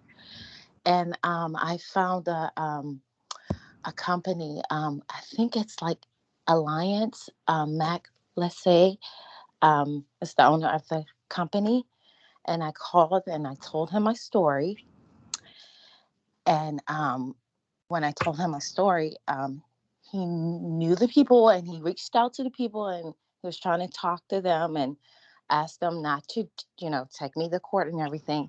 And they refused. And so through that, I was able to obtain legal counsel. And if I had not gotten legal counsel, I would have been evicted from my place, have nowhere to go. And so that's my story. And that's why people need legal counsel, because people are just taken advantage of. Had I not reached out and got legal counsel, I don't know where I would be. And that's my story. Thank you so much. I'm glad that you found some assistance. I'm so sorry you had to struggle to find it. We know there are, other folks who, like you, who are, just really in need of some help. We know there's many good landlords out there. We're not trying to do that, but there are problems in the housing market that need to be, especially in this part of the housing market. So we appreciate your telling that. Is there anything else you wanted to share or anything you wanted to say about some of the information we've been talking about thus far? One thing I did want to, ask is how to reach the people, because I see people, driving down the street and people are still being evicted. And I really want to get out and say, like, did you get notice? What happened? Can you tell me your story? Because there's help out here, but people don't know, like, how to like get this help? I think you're illustrating, we were just talking, as you know, about, making it easier. This is to the point, that guiding principle, making it easier for the people who need the help to access help. That's really a challenge for a lot of folks to connect with the resources they need and the people they need to give them help. And then I wanted to add another thing, is because every resource out there, now everybody can't help you, because I'm telling you, I checked every resource, and sometimes you are $1 over the income, and you're declined for that reason. And then what do you do? I hear you. That is, yeah, I think even with this program, there may be gaps. Hopefully we can try and fill those gaps and learn more about who needs help and what, and this task force, of which you'll be a part, will help to assess that. Are we getting it right, and are we reaching the people that need our help? The people who need to connect with resources. So that's really important. The good news about this, the statute specifically requires actually that money be put toward outreach. Outreach is not, it's not self-promotion, it's outreach. It is an opportunity to connect people in need of help with resources, and that's a requirement. MLSC has to include that as part of their cost of the program, part of the implementation plan. So perhaps that will help, especially if we have something, as we're talking about, LaTanya, it's about trying to make a centralized number, make it easier, so you don't have to call multiple places to get help. Hopefully that. And one other thing, with my story, another part of the story was I didn't have heat for like the whole winter. And 2 years ago, it was really cold outside when I didn't have heat. So that was another fight. And it just so happened I had a client that I was working for, and she was an attorney, and I just happened to tell her my story. And she told me, she started writing letters for me. But if I didn't have that, I don't know. Yeah, I can't imagine going through winter without any heat. That's and that's a basic. That's a basic right, is to have a housing that has heat and water and all the basics covered.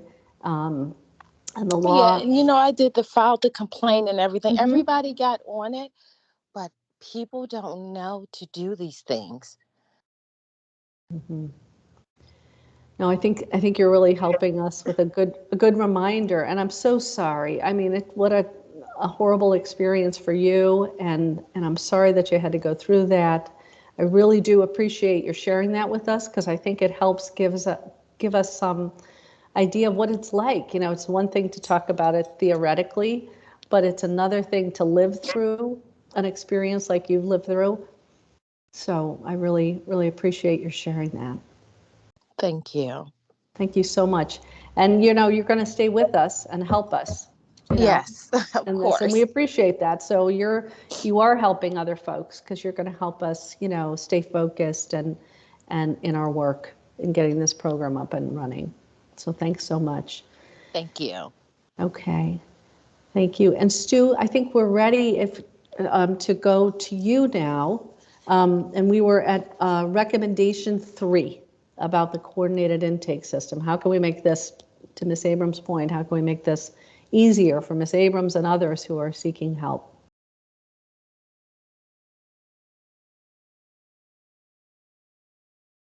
You need to unmute, Stu. Yeah, my little sign just came on. Oh. I think our committee circled a lot around the items in 3, 4, and 5. Originally, because of differences in some of the processing approaches that courts have different jurisdictions, I had labeled, and perhaps erroneously labeled, as it as uniformity. It's really not uniformity, it's really coordinated intake. And so there was a lot of discussion about having coordinated telephone intake, certainly having a centralized website, having a recognized uniform referral system, and certainly in conjunction with pre-filing and sort of the ramp up to notification to individuals to do broad promotion, similar to the work that was discussed by others, on this committee. Certainly, we saw very vividly, very early on in our experience, the importance of coordinated phone intake from the state of Washington. The centralized website, we feel, would be a feature that would promote accessibility to clients, and having a referral system recognized by service providers would be important to have sort of a well-recognized, uniform or tightly organized referral system so that matters and clients could be served expeditiously. But those were the themes around which we spoke, which are captured in number 3. Number 4 really was not approached as a dictate to the courts. I want to make that, very clear. I think, and really, I don't want to go back to the discussion at the beginning of the discussion about right versus privilege or how the statute is framed, but clearly some address, some notification has to be done, we feel, individually to the citizens who are coming through our courts about their right, and particularly if they show up day of court and for some reason have no notification with regard to that right. That has to be done by a judicial officer. There is no discussion in this sort of general idea proposed or discussed by the committee that of the manner in which it is done. However, I will say to you that even in the criminal context, there is normally an address by a judicial officer to an individual before they waive their rights, before they proceed with certain things. And so we talked back and forth about this issue, and we think this is really a guideline, so to speak, to advise the court to try to bring some of their expertise to the front in order to make this a smooth, informative process, and one which is not done, quote, in bulk, end quote, so to speak. The other items, particularly in 4, were divided both before the courtroom stage and in the courthouse stage. We heard some very good discussion by the chief judge of the district court, certainly about looking to the future to expand space. We also thought that in order to start the program and move the program forward, that there were certain things that the court needed to think about, which included how the court system operates in terms of filing its system in order to avoid and move away from its adherence to paper. Courts now have moved away from paper. One of the larger court systems in the state, Montgomery County, just went online this week. And they're making adjustments, but it's moving fairly responsively. We hope that the same can be true of a system that is really designed to serve some of the basic human needs as well. And so that was a part of the suggestions. And I mentioned the chief judge again, simply because he, along with many of his colleagues, as I found personally in terms of housing, they are now thinking broadly about accessibility for providers to use portions of the courthouse, particularly on day of representation, and to inform people with regard to their options with regard to representation. Item 5, very quickly, is really about capacity. In order to implement a system, and what you've heard from the representative this morning regarding the Stout, it wasn't this morning, it was afternoon rather, on the Stout project was really important in terms of the prospect that the cases could be more difficult than expected and more numerous than expected. And to that extent, there needs to be the capacity. And so already separate and apart from these discussions, there are discussions that have occurred to try to build the pipeline to law schools, to philanthropic organizations and others to try to interest attorneys in joining and remaining and perhaps even making a career with regard to public service. And then finally, certainly the training component. We didn't talk so much about certification as we did just trying to build a broad theme of requiring attorneys to be trained or have some recognized level of training in order to provide assistance to individuals. So those are themes that we pursued. There was a robust discussion. I plead guilty to perhaps throwing some raw meat at our first meeting, but I feel very nicely about how it turned out. Thank you. Yeah, Luke? Thanks, and thanks, Stu. You're great as co-chair of the implementation committee. A lot of great discussions we had. I think for me, a major thing is related to item 4, where continuances are discussed. I think it kind of goes back to that those guiding principles relating to trying to kind of divert people from the legal process.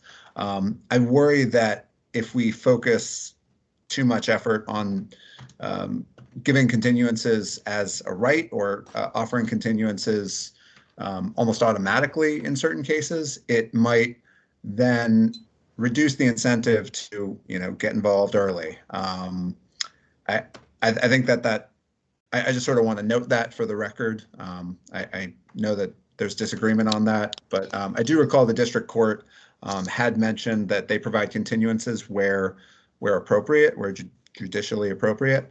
I mean, that's that's sort of current practice, and I think that's reasonable. But yeah, I wanted to note that. I won't prolong it, but I think your last quote, "What's judicially appropriate," is kind of where we end up. I think as long as just judicial officers have a appreciation, understanding of the guiding principles, and based on the facts, specific facts of the case, they should be able to make the reasonable decisions. They do in some civil context, and certainly they do in some criminal context. Just as an aside and a footnote, yesterday I talked to an attorney in which a child in need of assistance case regarding the rights of a kid, I mean, it's been going on for 1.5 years because of experts, because of, circumstances changing, availability, COVID, and so forth. But I think once it was done, I think there was a reasonable result. I'm not suggesting by any stretch of imagination that a case of the types that we're talking about would last perhaps that long, but at least some judicial officer, and it was the same judicial officer, was involved to make reasonable decisions throughout. I think what we're saying with this is that, certainly, Luke, that is the principle, try and get people in sooner, get them connected. It's better for all concerned that they're connected. But despite that, as we've learned, because we listened to a number of jurisdictions who've implemented it, that's not going to happen. People are going to miss the message. They're not going to hear the outreach messages as much as we try. They're not going to get connected. They're not going to pay attention perhaps to the 10-day notice, or it's going to miss them. and people are going to show up at court. And I guess that's what this addresses. It's what happens when somebody shows up at court and they've not availed themselves, and they are told they have they shall have access to counsel. So the court says that, and they want to access counsel. So that's really the issue. What should happen at that point? And you can call it discretion, but what we're saying is you need a continuance. If they have a legal matter, then it's meaningless if somebody can access counsel, but the counsel can't do their work. So I think that's the concern and the conundrum. What do you do when somebody shows up that day? Hi. Yeah, and I think my take would be, just the day of service. Like I think there was a note on adjusting the docket slightly, and certainly the point about courthouses having more space available. I think the idea of the day of service assistance makes a lot of sense. But the challenge comes like if somebody just shows up for their court date and it's not actually a court date after all, it's an automatic continuance. They then do another court case in a month or two. For failure to pay rent cases, that means their back rent then increases. It gets to be a more difficult case for them eventually to win, and they wind up in a worse spot. So those are some of the things that I'm thinking about. Well, I hear you, but I would say that also if somebody has a legal issue and you're an attorney, you're an officer of the court, you have an ethical obligation to represent them and to give them your opinion and help them. So when they show up and you see they have an identified legal issue, which is part of what a lawyer does, they may need to get evidence. They may need to prove it. They're not going to be able to do it in all cases on the day of trial.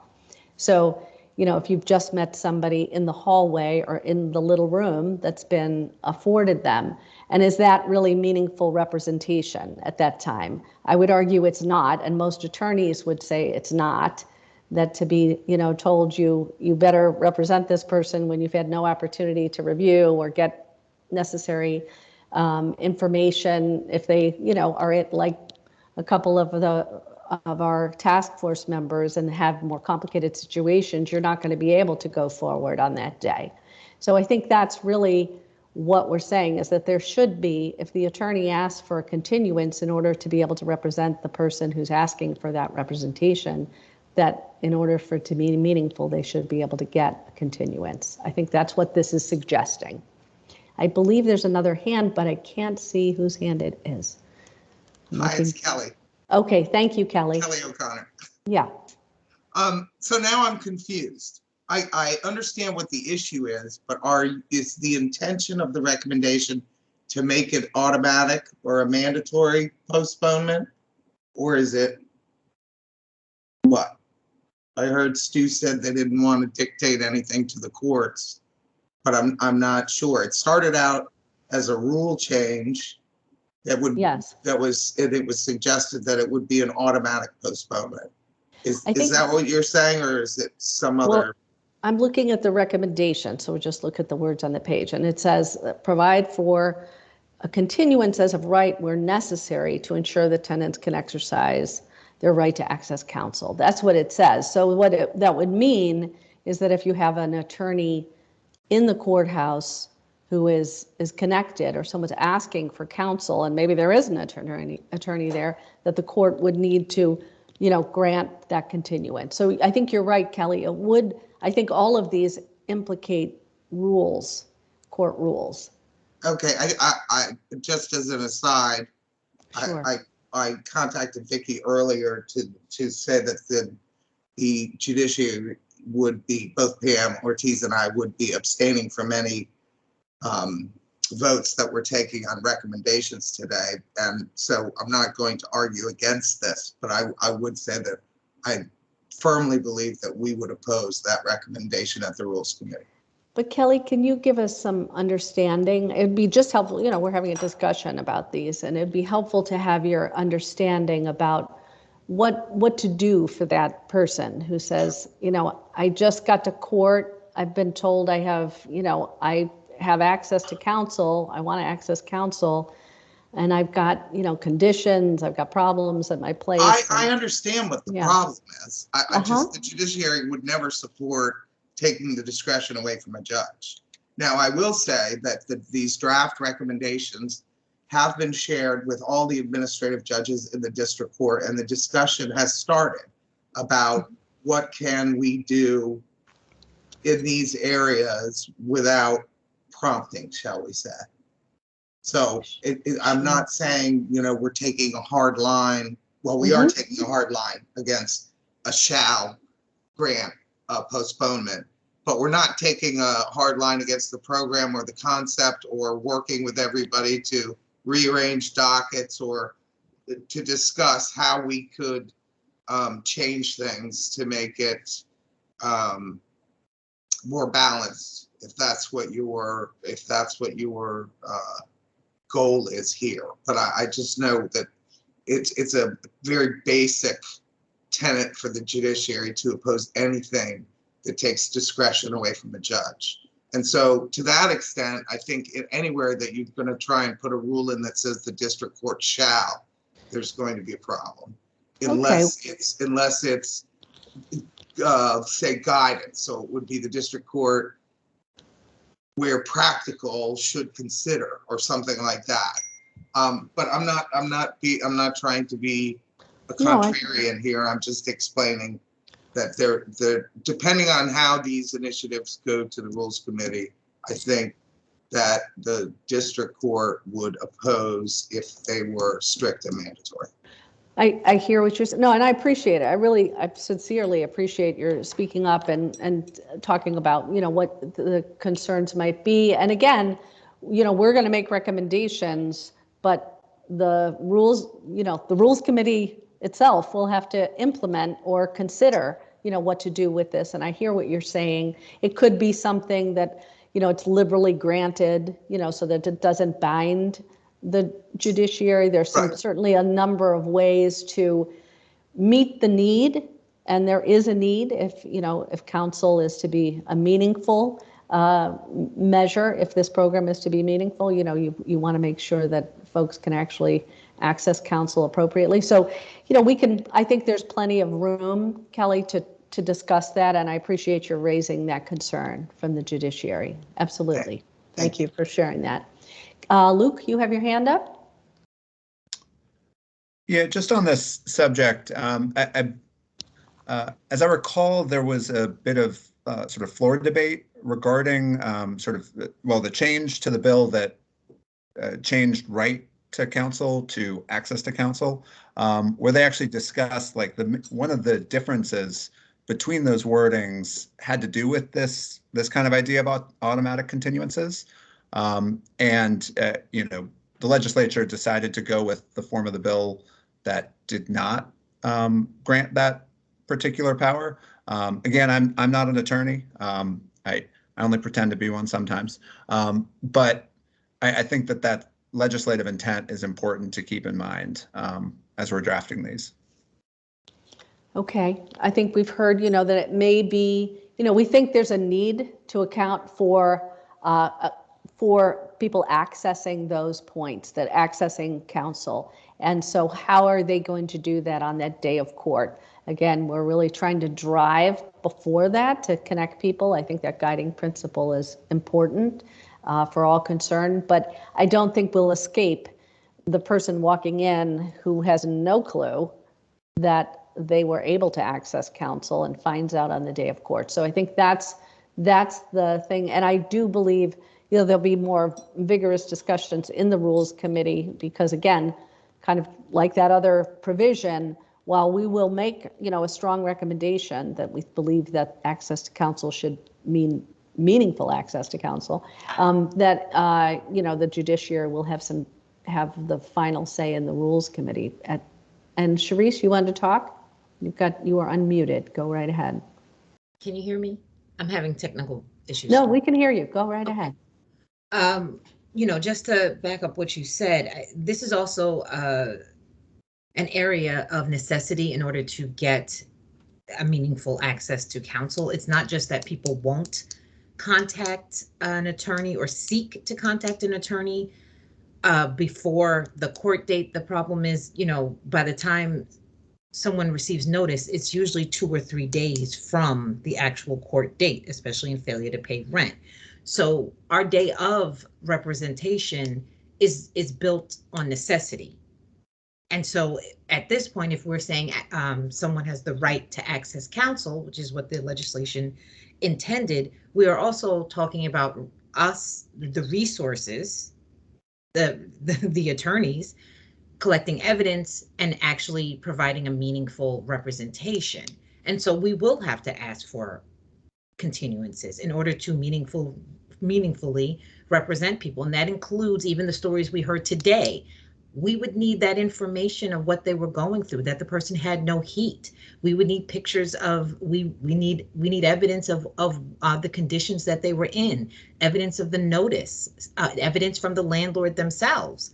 So a continuance is actually necessary to represent, especially if we are trying to meet the need. So now we're moving away from just whatever is afforded right now to actually meeting the need. And there's a big gap. And part of fulfilling that gap is going to be the time and space for me and my colleagues to represent and be able to meaningfully represent people and have the space to do it. Without that, it's very hard for us to achieve the access to counsel part. Okay. Are there further discussions? There's a lot in here, of course, from the large propositions to the small of wearing lanyards, you know. So it's a little all over the map. I think one of the things that was also significant to me is, you know, and I think will be a resource issue for the courts and may also, you know, be a lift. We know it's a lift, is that piece about data, you know, about getting e-filing or e-rent filing system up and running faster, particularly in the jurisdictions where implementation will occur, the first phases of implementation, because I think as our speakers have talked about, you know, in the assessment piece, getting data will help us really evaluate the program much better. Without data, we're going to be scrambling again, looking for, you know, randomized cases that we'll pull, you know, that we'll ask somebody to pull or whatever, rather than getting more meaningful data.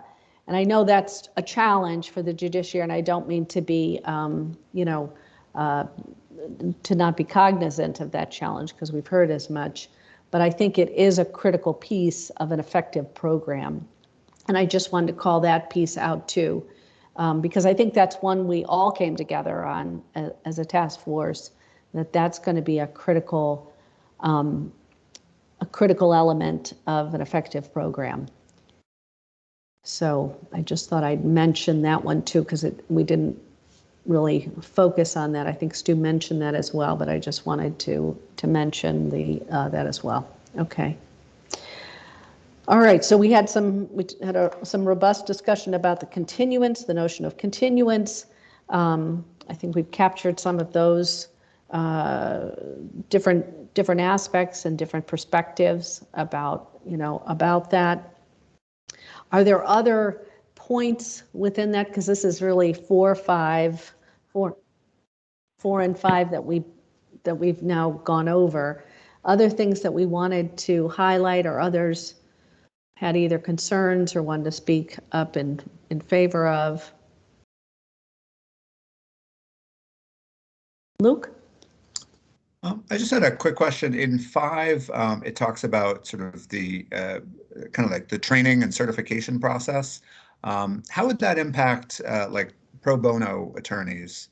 For example, like the federal administration, they like, you know, made a call for pro bono representation for these cases. And I'm just curious, like, would it negatively impact the number of attorneys who could qualify? Well, you have to get trained now. Deb, go ahead. So actually, currently, pro bono attorneys have to do training anyway. It's not a formal certification, but the legal services providers don't just kind of put an attorney out there if they're, you know, for example, they may be a corporate attorney who is doing pro bono work for landlord tenant. So they would go through a training process first, and often the training is free in exchange for some pro bono work, and comes with many other supports, mentoring from staff attorneys who are very familiar with that work. It comes usually with malpractice insurance. So I think we would see a similar situation to the current setup for pro bono attorneys, and perhaps the certification would be to the providers that are recruiting and doing the training of them, so that the training could be uniform. But for a pro bono attorney who's not doing this work every single day, it would likely be a different level of intensity, would be my guess. But just as a point out there, that the attorneys that are in there right now pro bono are going through some pretty significant training to do that work in the first place. Thank you. Pam? Yes. Number 6, assessment and evaluation. How often were you thinking about doing this? Okay, we can move to 6. We were just, how often, were we going to do assessment? Is that what you were asking? Yeah, could it say conduct a periodic comprehensive evaluation? Sure, we could. We know that as one of our jobs as a task force, and of course, and MLSC has our own requirements for evaluation. So Deb, I'll let you take that one in a sec. But for the task force, we have to report annually during this implementation period. The report we're going to do for this year, we are expected to do annually unless they amend the statute. So we will have to have something upon which to base an assessment. So we have our own little bit of an evaluation to do right out of the gate, and that'll happen next year again. So, but maybe Deb can speak more broadly, because I think you're talking about a more complete assessment. Go ahead. Right. So I think what I would envision is the upfront work to kind of get baseline information, and then ongoing during implementation for those adjustments that might be needed as the different assumptions play out and we can see what's going on.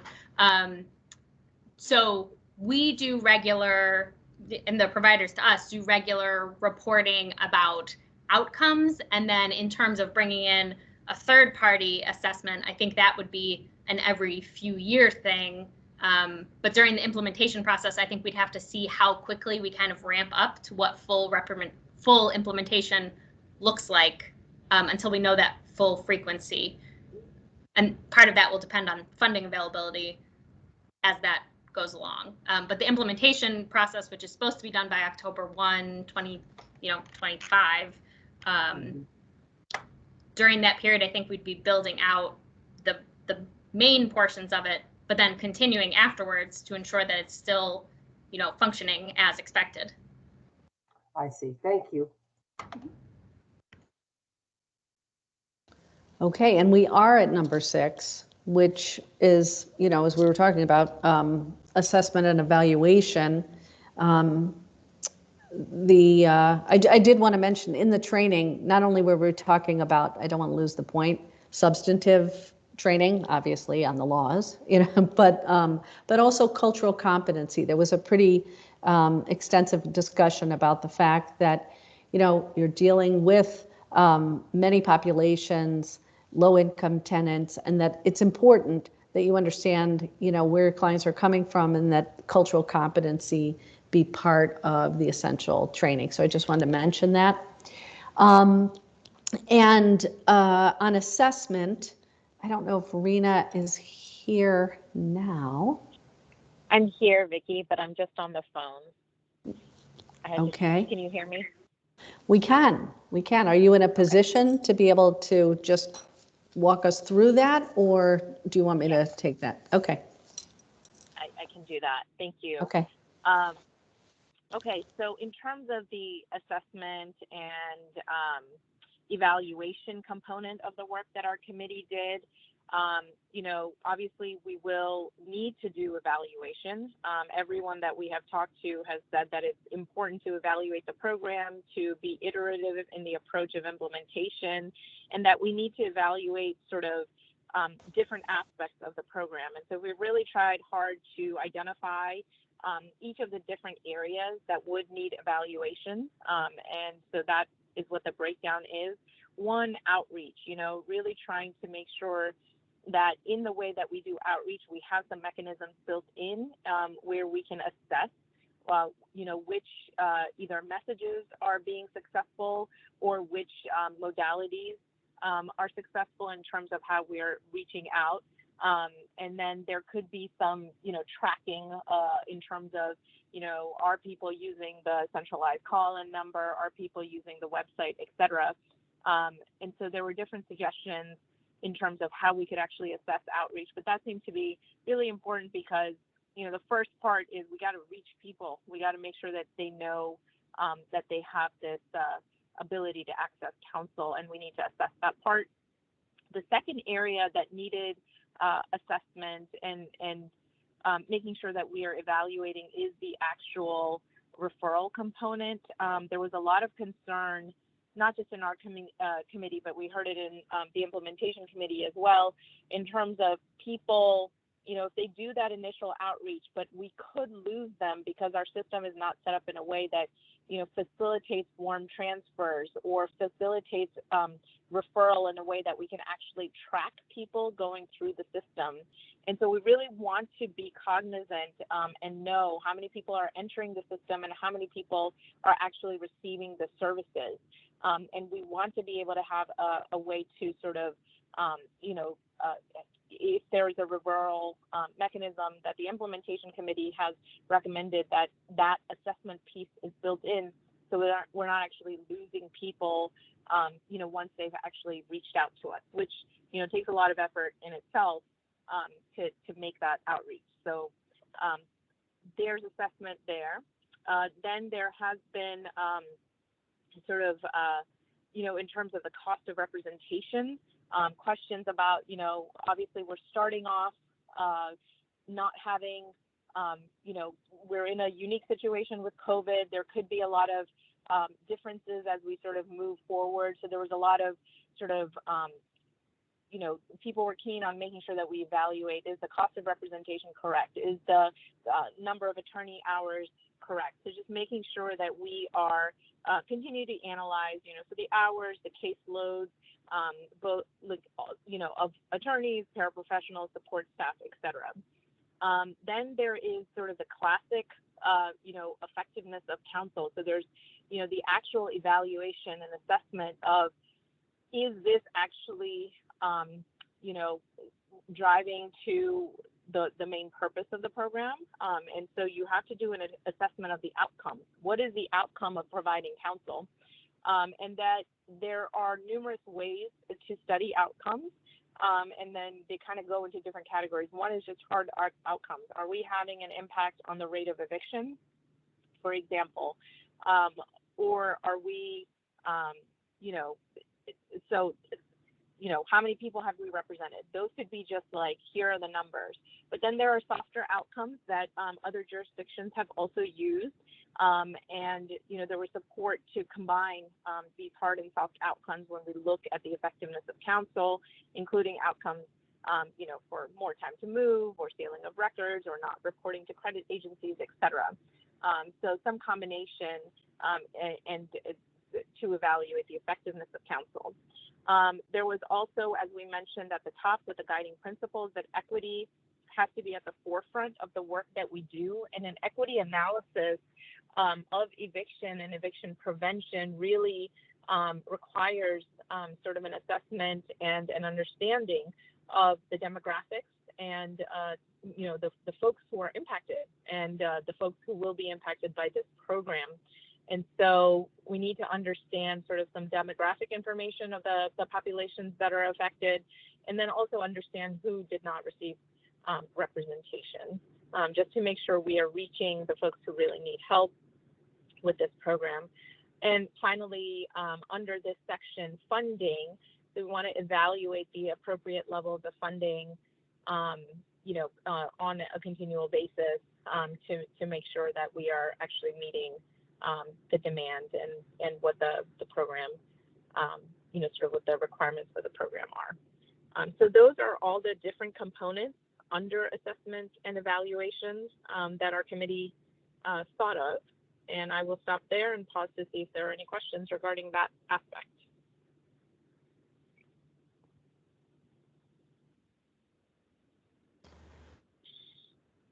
Do we have any? Oh, Luke?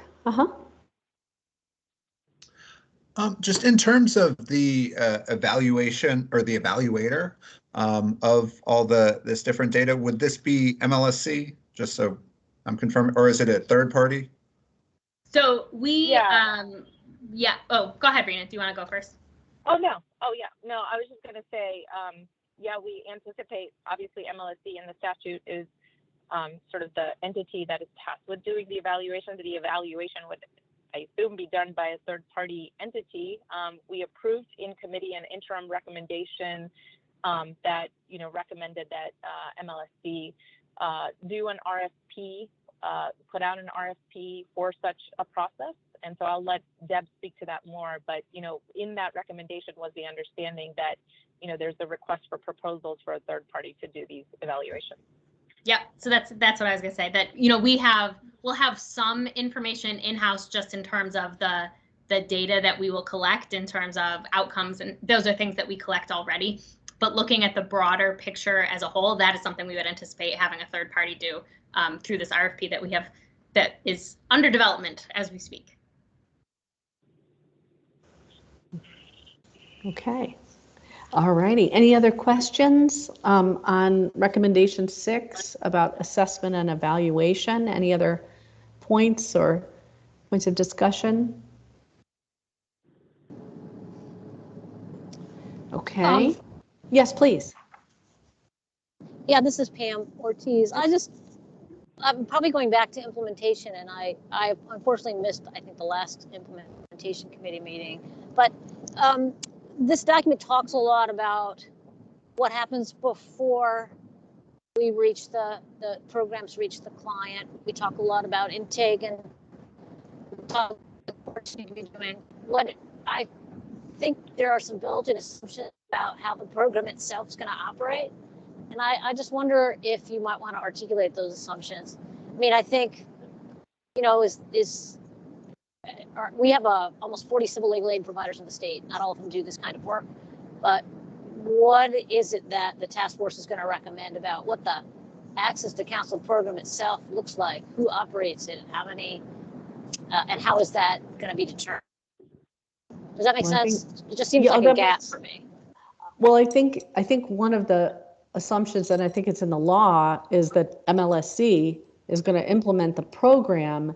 And what we're talking about, we're trying to give some guidance in terms of best practices for these elements, you know, not dictating to MLSC about the implementation, but making sure that it is coordinated, that, you know, there have to be, you know, we talked about in implementation, I don't think it's in the recommendations, but there has to be at least 2 providers in jurisdictions because for conflicts and other things, you know, some best practices. Those might be things to articulate, though. I think that might be, it just seems like it's missing. If I were somebody who didn't know a lot about our delivery community, I might have those questions. Gotcha. Okay. Deb, did you want to comment on any of that? No, I would just say that, you know, we would definitely obviously look to the task force report as kind of the guide, and then fill in with kind of our general work of how, you know, bringing the legal services providers together to look at how that might play out on the ground for the actual provision of services. Because I do think, as we have discussed through here, there's going to be slight differences that we need to account for, you know, in these jurisdictions. But I see what you're saying, Pam, about, you know, that point about having multiple providers. That could be a good thing to list there. But that's kind of, maybe that's just something that I think we had all kind of been assuming and not saying explicitly. So perhaps that, I'm happy if there's more in there, but we're going to have to kind of implement based on funding that's available and providers that are available, that kind of thing, as we move forward. But I think one of the principles, Pam, too, that you may be speaking about too, is that coordination piece. Right now, our delivery system, and that's why we wanted to capture in the principles that it's a system that works for the people being served, because that's not always been the case, is that, you know, as between people, clients have had to kind of wind their way through our multiple provider community to figure out who was the right one to represent them.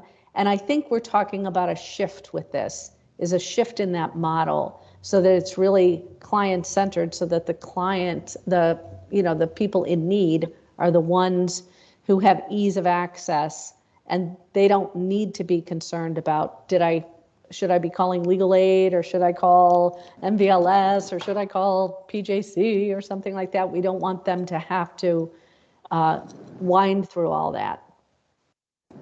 Okay, I hear you, that it's in the principles more than the, yeah, I hear that. Thanks.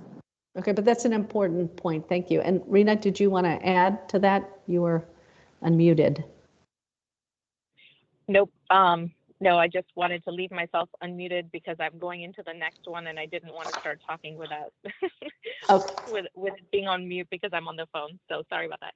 No, that's fine. Any other comments for 6 in assessment and evaluation? Any other points to raise? Okay, well, you're unmuted. Go right ahead, Rena. You're on number 7. Okay, thank you. So one of the big things, our committee talked about sort of the outreach component. We talked about the assessment component, but underlying and undergirding both of those components was this need for data. And so this recommendation really goes into sort of all the different data components that it would be helpful to have in a centralized eviction data hub. I think this would be the key for us to sort of really look at this program, see if it's effective, understand, targeted outreach, et cetera. So all the different components that we talked about come together in this data hub. And, we start with, in terms of where are people reaching out for help in the first place? And so, there's different things in here, but, one of them is going to be the centralized phone number, centralized website, but there are already places where people are reaching out, and perhaps not for legal matters necessarily, but housing matters generally. But these can be helpful to us in looking at this data, to think about where outreach should happen and where we can, initially reach people. And so we sort of laid out, okay, there's people who are reaching out on housing matters, and there's different sort of holders of that information. Then there are obviously the rental assistance programs are huge, and there's a lot of data that's requested and required by the federal government in relation to the rental assistance. So that's a good sort of trove of data to have in a centralized place that we can actually use for purposes of outreach and also for assessment. Then the other place that there is data is on case filings. And then also, sort of the warrants of restitution. So those are 2 other points. And, this does not include necessarily the other place here, which is with administrative proceedings, but that would also be an important one. So we put the housing authorities in there if there are sort of, termination, subsidy termination hearings, et cetera. And then there is case data itself. So I think there's stuff that is on the face of the complaint. And, the committee talked in much more detail than is reflected here, but just in terms of what's on the face of the complaint and what we can sort of get, we know that the paper filings are a huge kind of barrier to accessing case data, but there also seems to be important information that we want to have, especially the disposition and sort of other things. Then there is this glaring need that was identified and sort of came up over and over again, in that we do not have a real-time eviction database in Maryland.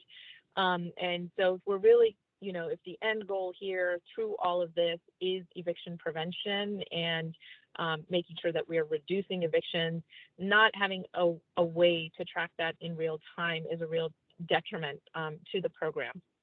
And so there was talk about how do we have this eviction database while protecting personal information, but that there was a real need to track the number of evictions, understand the location of the evictions by counties or census tracts or zip codes so that we can really understand in a targeted way where these issues are really happening. And then that, for the equity analysis, understand the demographic information associated with the evictions. And so that has been sort of listed out, and then really understand if the cause of eviction, what types of cases led to that eviction. And so that we can really kind of have a greater understanding. And then finally, and it is not a small point, but that no formalized data agreements currently exist between any of these entities.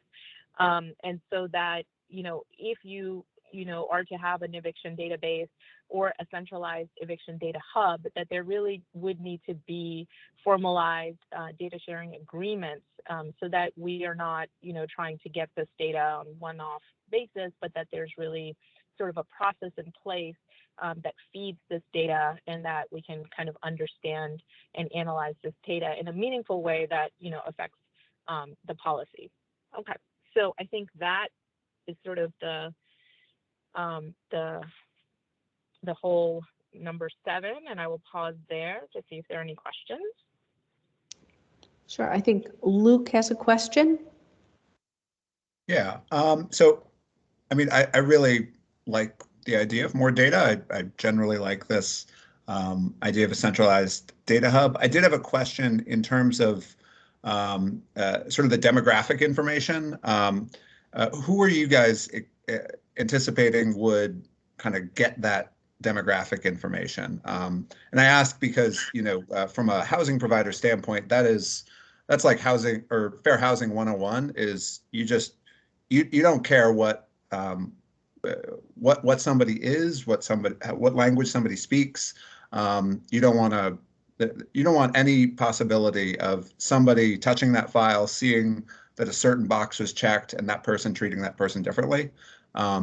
So that's not data that exists on the housing provider side, and I don't think it's a good idea to ask for that data to start being provided from housing providers, especially our guest, Ms. Rodriguez, earlier mentioning her egregiously awful housing provider just treating her differently. Like that's obviously not something we want ever.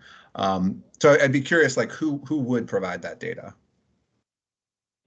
Yeah, I think that's a good question, Luke, and it's something that I think we talked about that would need to be triangulated in some way, because there is not necessarily a good reference. I think the area that seems to have the most data, and I could be wrong about this, but is the rental assistance, because there's a lot of requirements that the federal government has in terms of the data that they collect.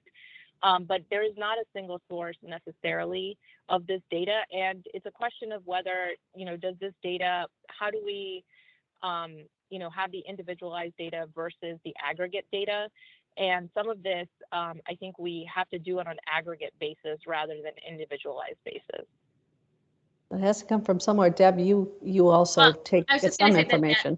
Yeah, MLSC gets some of that, and there's actually even more intensive reporting for some of the federal funds for legal services. So, for example, the Community Development Block Grant, which is what Baltimore City is using to start implementing its right to counsel, that requires even more, intensive information than we provide. But the provider collects it on an individualized case basis. We only get it on an aggregated basis.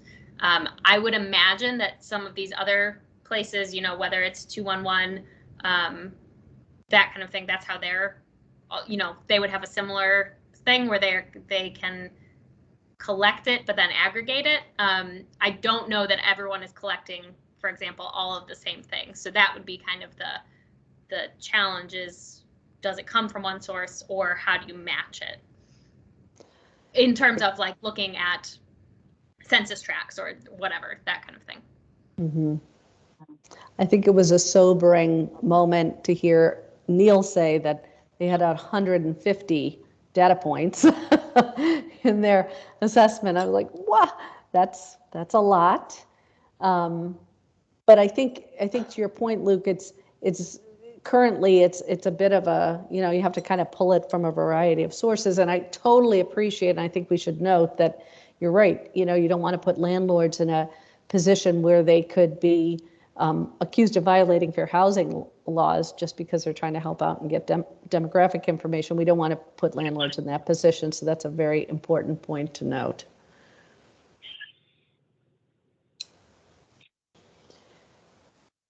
Okay. Are there other concerns or other points about centralized eviction data hub, which feels like a big lift, but it's very important? I think it would answer some of the questions I know, Luke, that you raised with Neil, about what kind of cases are these, what types are they? Are they more tenant holding over or breach of lease or failure to pay rent?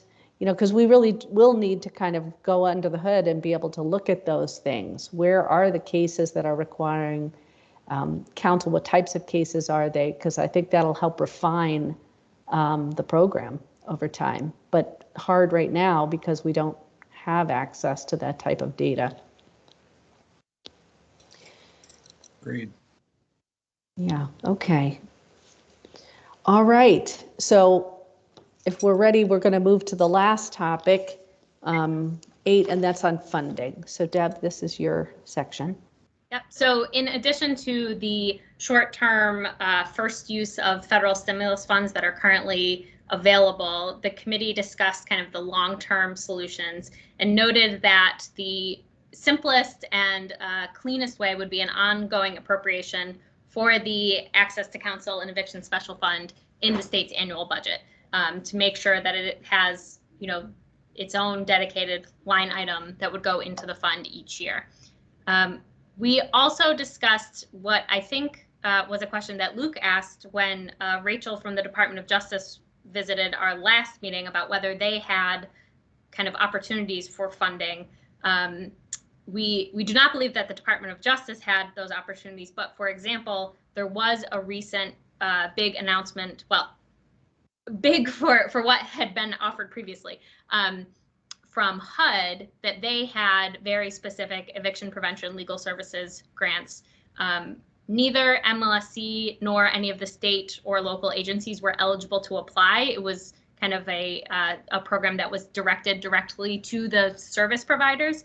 But if the opportunity arose where it was very applicable that either MLSC or the state could pursue federal funds that could be then deposited in the special fund, that would be an appropriate source to go on, recognizing that those situations may not arise all the time and may have extra restrictions attached to them depending on what the federal opportunity would be. I did today in the HUD webinar, I did ask the question whether, because they had one offering, and I asked them whether it was a pilot with an anticipation of more funding coming, and they seemed to indicate that they would be potentially, they're going to see how this goes, but they want to do more rounds. So that's good. Mm-hmm. We also learned from Delegate Rosenberg of 2 proposals that we know are coming for the next legislative session. One would direct money to the fund anytime there is a Consumer Protection Act violation, settlement, or other act that is related to rental housing, those funds would be required to be deposited into the fund. There is another bill that would require the governor to direct the allowable percentage of the current federal rental assistance and any future federal rental assistance into the fund. The committee supports that legislation in concept. However, since we have not actually seen that legislation yet, since session hasn't started, we also noted the need to kind of monitor bills to see what else may arise throughout the legislative session. But in concept, the committee was support of both directing that federal rental assistance and Consumer Protection Act rulings into the fund for that use.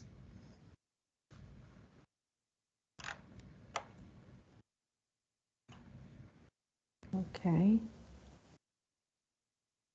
Are there other discussions, questions about funding?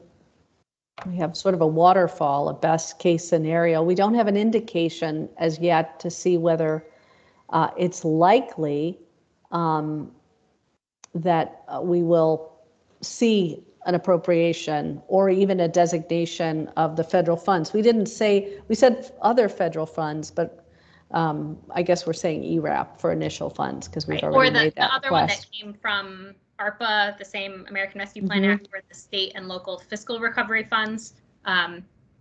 You know, I don't know that we know a full accounting of those or how much might be available, but that was another one that had an allowable use for eviction, and in fact has been somewhat used a little bit already for that purpose. Yeah. So those are, you know, it's kind of a waterfall. Best case scenario would be an appropriation because that's the most stable, using the funding that's available because it's available. And then, you know, and then down the line to bills. I don't know if you've discussed the filing fee bill in your committee at all. I know that was raised. We haven't really taken, you know, haven't had a full discussion. I know there's a lot of strong feelings about the filing fee bill. And I don't know if we want to discuss it at this point. It's not in our recommendations one way or another, except to monitor. But I'm just going to raise it because I think it would be remiss if I didn't raise it, since it was on the table before. I have a feeling it'll be introduced. Again, I in my view, you know, it would be the gold standard to have an ongoing annual appropriation in the state's annual fund, because that's the most stable, knowable source to implement a program. I just don't have any insights as to whether that is even remotely likely. Yeah, Pam, you want to speak? I do, and I've raised these points before, but I think they're worth mentioning again. If the filing fees go up as they had, or increased as they had proposed during the last session, it's going to cause so many problems. What's going to happen is the landlords are going to be forced to file the rent notices every 2 months, every 3 months, every 4 months, which is going to put the resident in a position where they have to come up with multiple months' rent to pay at one time. The other thing that's going to happen, if that doesn't happen, where landlords file 1, 2, or 3 months out, it's going to raise the rents. There's this big push for affordable housing. Today, we heard from the lady that was it was she, her husband, and 3 children, and she was talking about how expensive the rent is. It's going to put the landlord into a position where they are forced to raise rents, and I just think all that needs to be considered before putting this on the table. Okay, all right. Luke?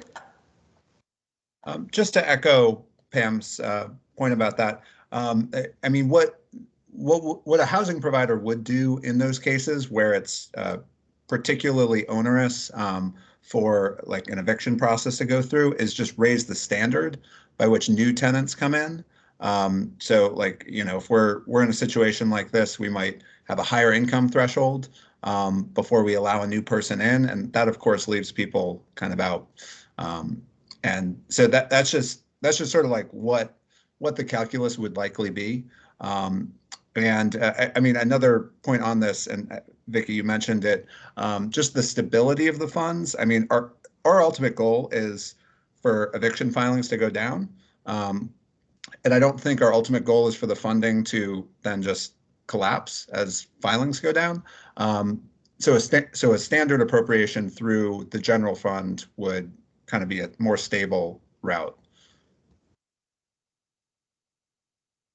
Definitely agree with that. Okay, Pam, did you have another comment on that in that regard? No, my hand just doesn't go down. Okay, all right, no, I know, I just didn't want to miss you. It's hard to know. Okay, anybody else who wants to talk in favor of that or have strong feelings about that? I just want to give, I thought it would be inappropriate not to mention it. It does seem sort of like an elephant in the room when we talk about funding.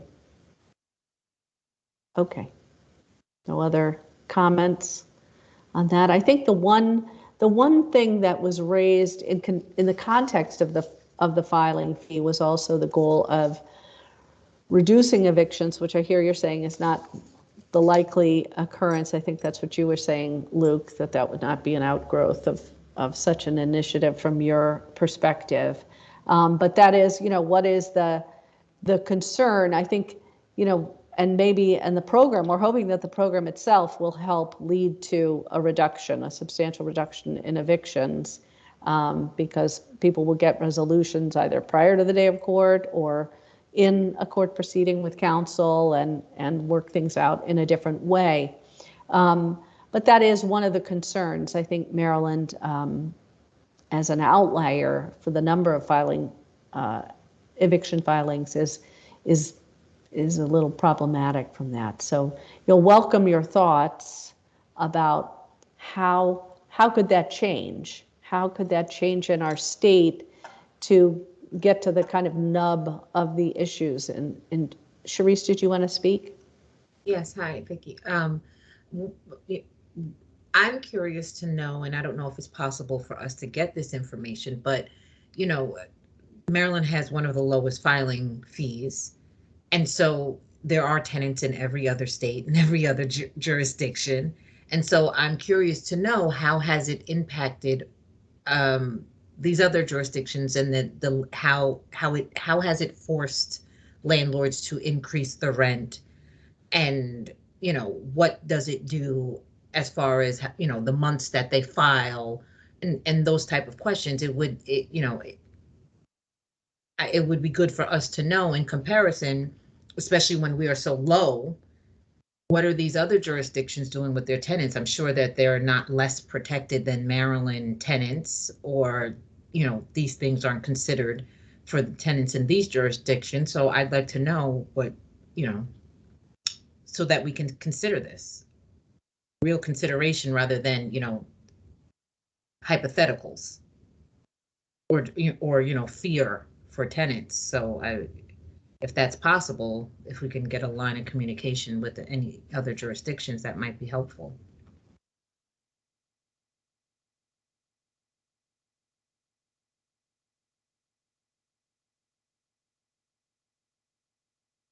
Okay.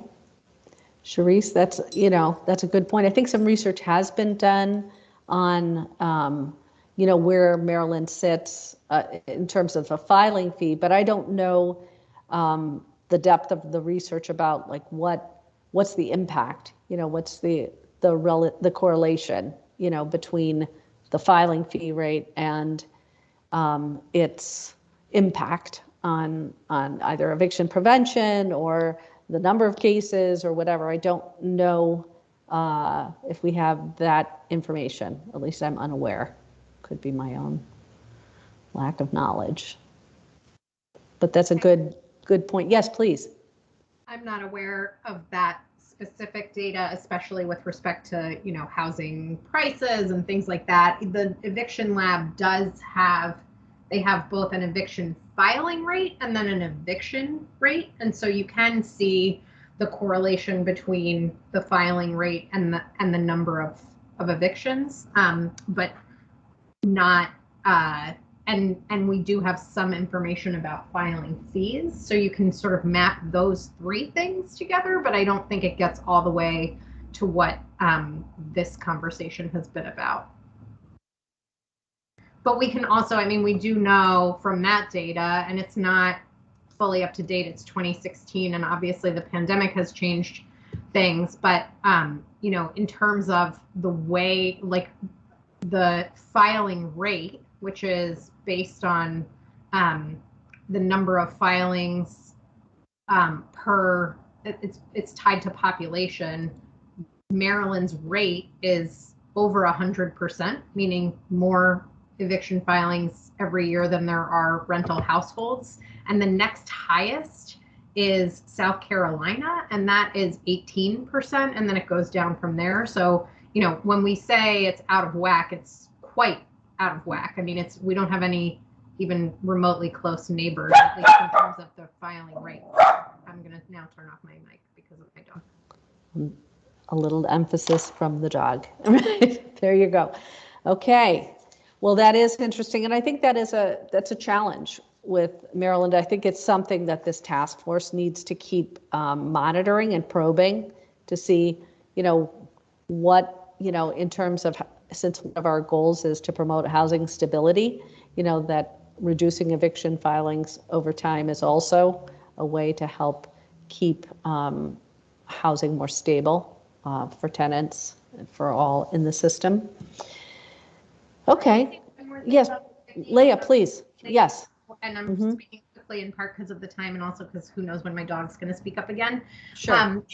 Just, you know, we've talked a lot about the lack of real-time data. We have some data from the monthly reports that the district court puts out, and we have an inquiry sort of about what that, and so we know a little bit now about what it looks like pre and post pandemic, and there's been some conversation about, you know, is the rates gone back, the rate has went down during the pandemic and now it's creeping up again, but it certainly isn't, it hasn't returned to pre-pandemic rates.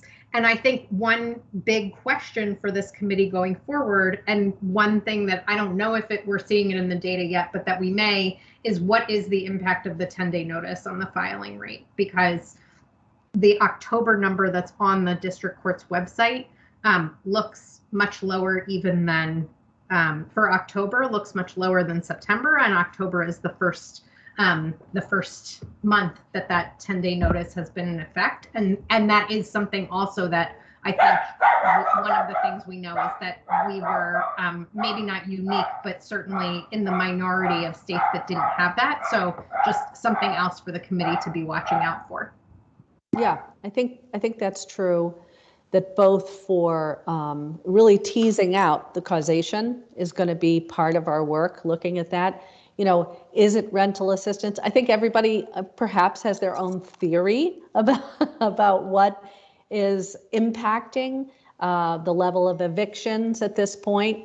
But I think the question, you know, that we need to probe, and the more data we get, the better we'll be able to assess that, is what's the correlations? Is it rental assistance? Is it the 10-day notice? Can we kind of tease out that on a multiple causation basis, you know, figure out what exactly is it? Because that may feed some of our recommendations going forward about, you know, ways in which we think the program could be more effective, and, you know, that we could have greater housing stability. So, okay. Are there any further comments, questions? We've gone through a lot. We've been together almost 3 hours. I thought maybe we wouldn't use all 3 hours, but I wanted to make sure we had ample time to be able to hear from folks, because it's dense. You know, I know there's been a lot of work in the committees and a lot of discussions in the committees. And I just want to say, you know, we've benefited from having all those voices in the committees. I really appreciate that. I think, you know, as a task force, we all have our own little perspectives. We come from our own body of work and our own, you know, what we do in our day jobs. So I think it's very helpful to have had the benefit of all kinds of other people in our committees to help inform the work, including like United Way and other people who know things we do not.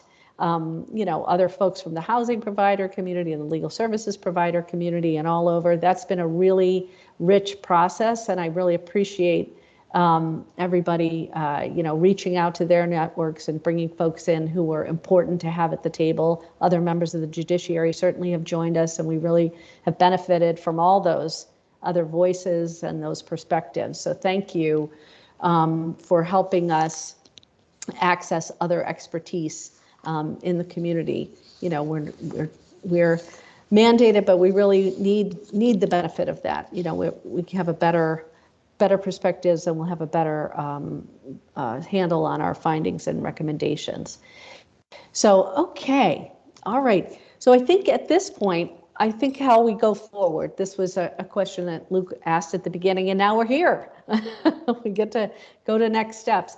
So next steps, I think we have a sense of the recommendations. We're going to take in some of the comments that were made tonight, of course, include some of the concerns. There were a couple points of concern that were raised during the discussions, and I think we've noted some of them, some of the amendments that we wanted to do. We know we talked about the continuance, for example, by right, liberal granted. You know, we can certainly put it, the kind of the nuances of our discussion in the report. We'll certainly want to do that. We want to make sure that we accurately capture that. So how's that going to happen? That's your next question. What are the next steps for this? So I think now that we have a body of recommendations that this group has considered and we're moving forward with, that come from the committee process but come directly to the task force for consideration. We'll be taking these to begin to do what we need to do, which is write the report. Unfortunately, we have not been given a lot of time. So this is going to be uncomfortable, and I apologize in advance. I wish that we were not looking at giving you a report right at the holidays, because for those of you who are celebrating Christmas or may just have kids home or things happening and around this time at winter time, it's not going to be ideal, and I apologize in advance because it's going to take a little time to write the report. Our goal is to get to this task force a draft report in the next, it won't be this Monday, sorry, but the following Monday, the 21st, and to give you time. And I know that, for those who celebrate Christmas, it's going to be a little harder. So it would be that we would want comments back, though, really within, give you kind of a week for that, till the following, like a Monday to Monday. And I recognize it encompasses a federal holiday and some other things, but we're just going to need your, the 21st is a Tuesday. Thank you, Leah. So got the dates wrong, but it would probably be that following Monday. And I'll tell you why we need to get it back from you, get your comments, because we have to look at your comments. We have to incorporate them.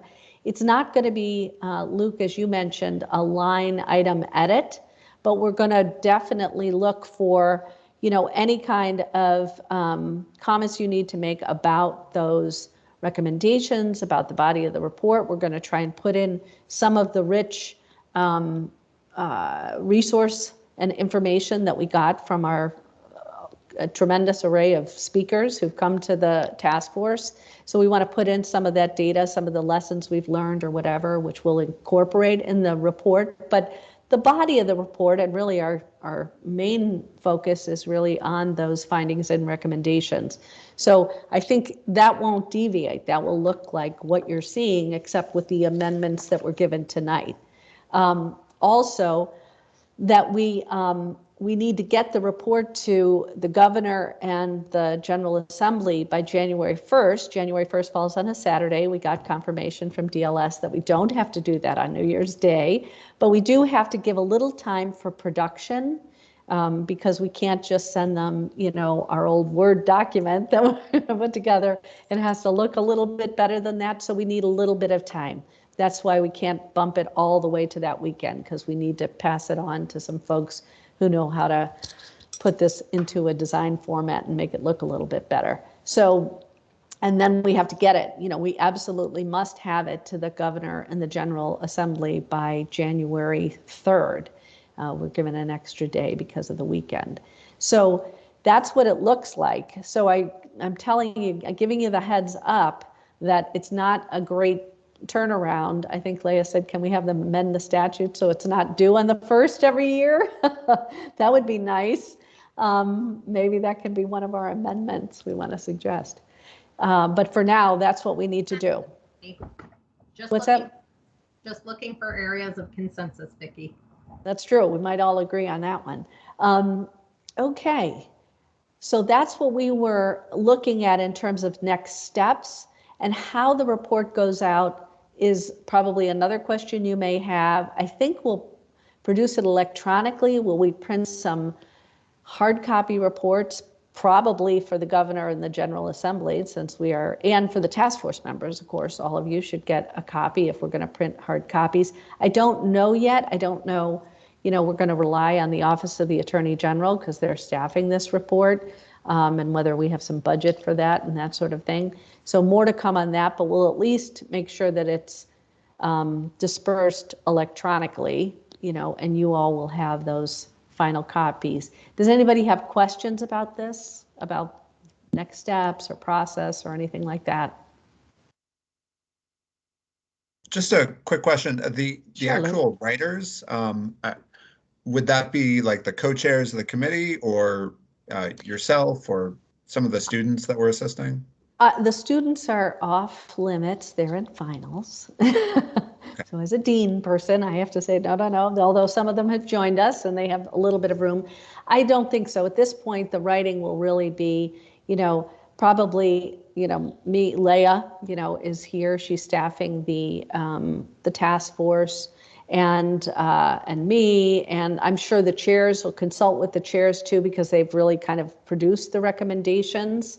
I think different people have different bandwidth to be able to do some of the writing, but that's where it will lie. Don't want to be a black box about that, but practically that's where it's going to be. Can't really write a document with an entire task force.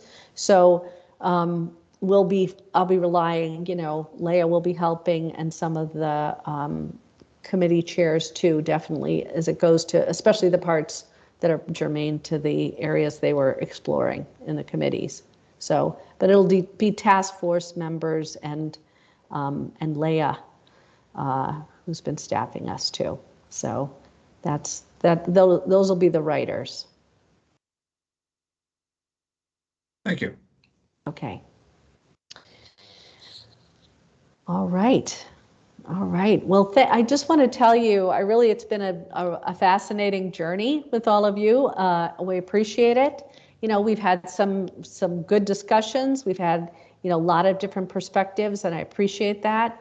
I think that will make our report ultimately better, because we do need to account for a variety of perspectives in this report, even as we stay faithful to our core mission, which is basically to get this program up and running, to make sure that it's happening. Actually, that's MLSC, sorry, Deb. But to make sure that we've laid out a plan, given the robust recommendations that we've teed up now, to ensure that it's effective at doing what the legislature intended, which is providing access to counsel for low-income Marylanders, and making sure that they, in an effort to avoid more evictions. And I think that will benefit all of us as Marylanders. We really appreciate it. And also to seek funding, make sure the program has the resources it needs to be up and running.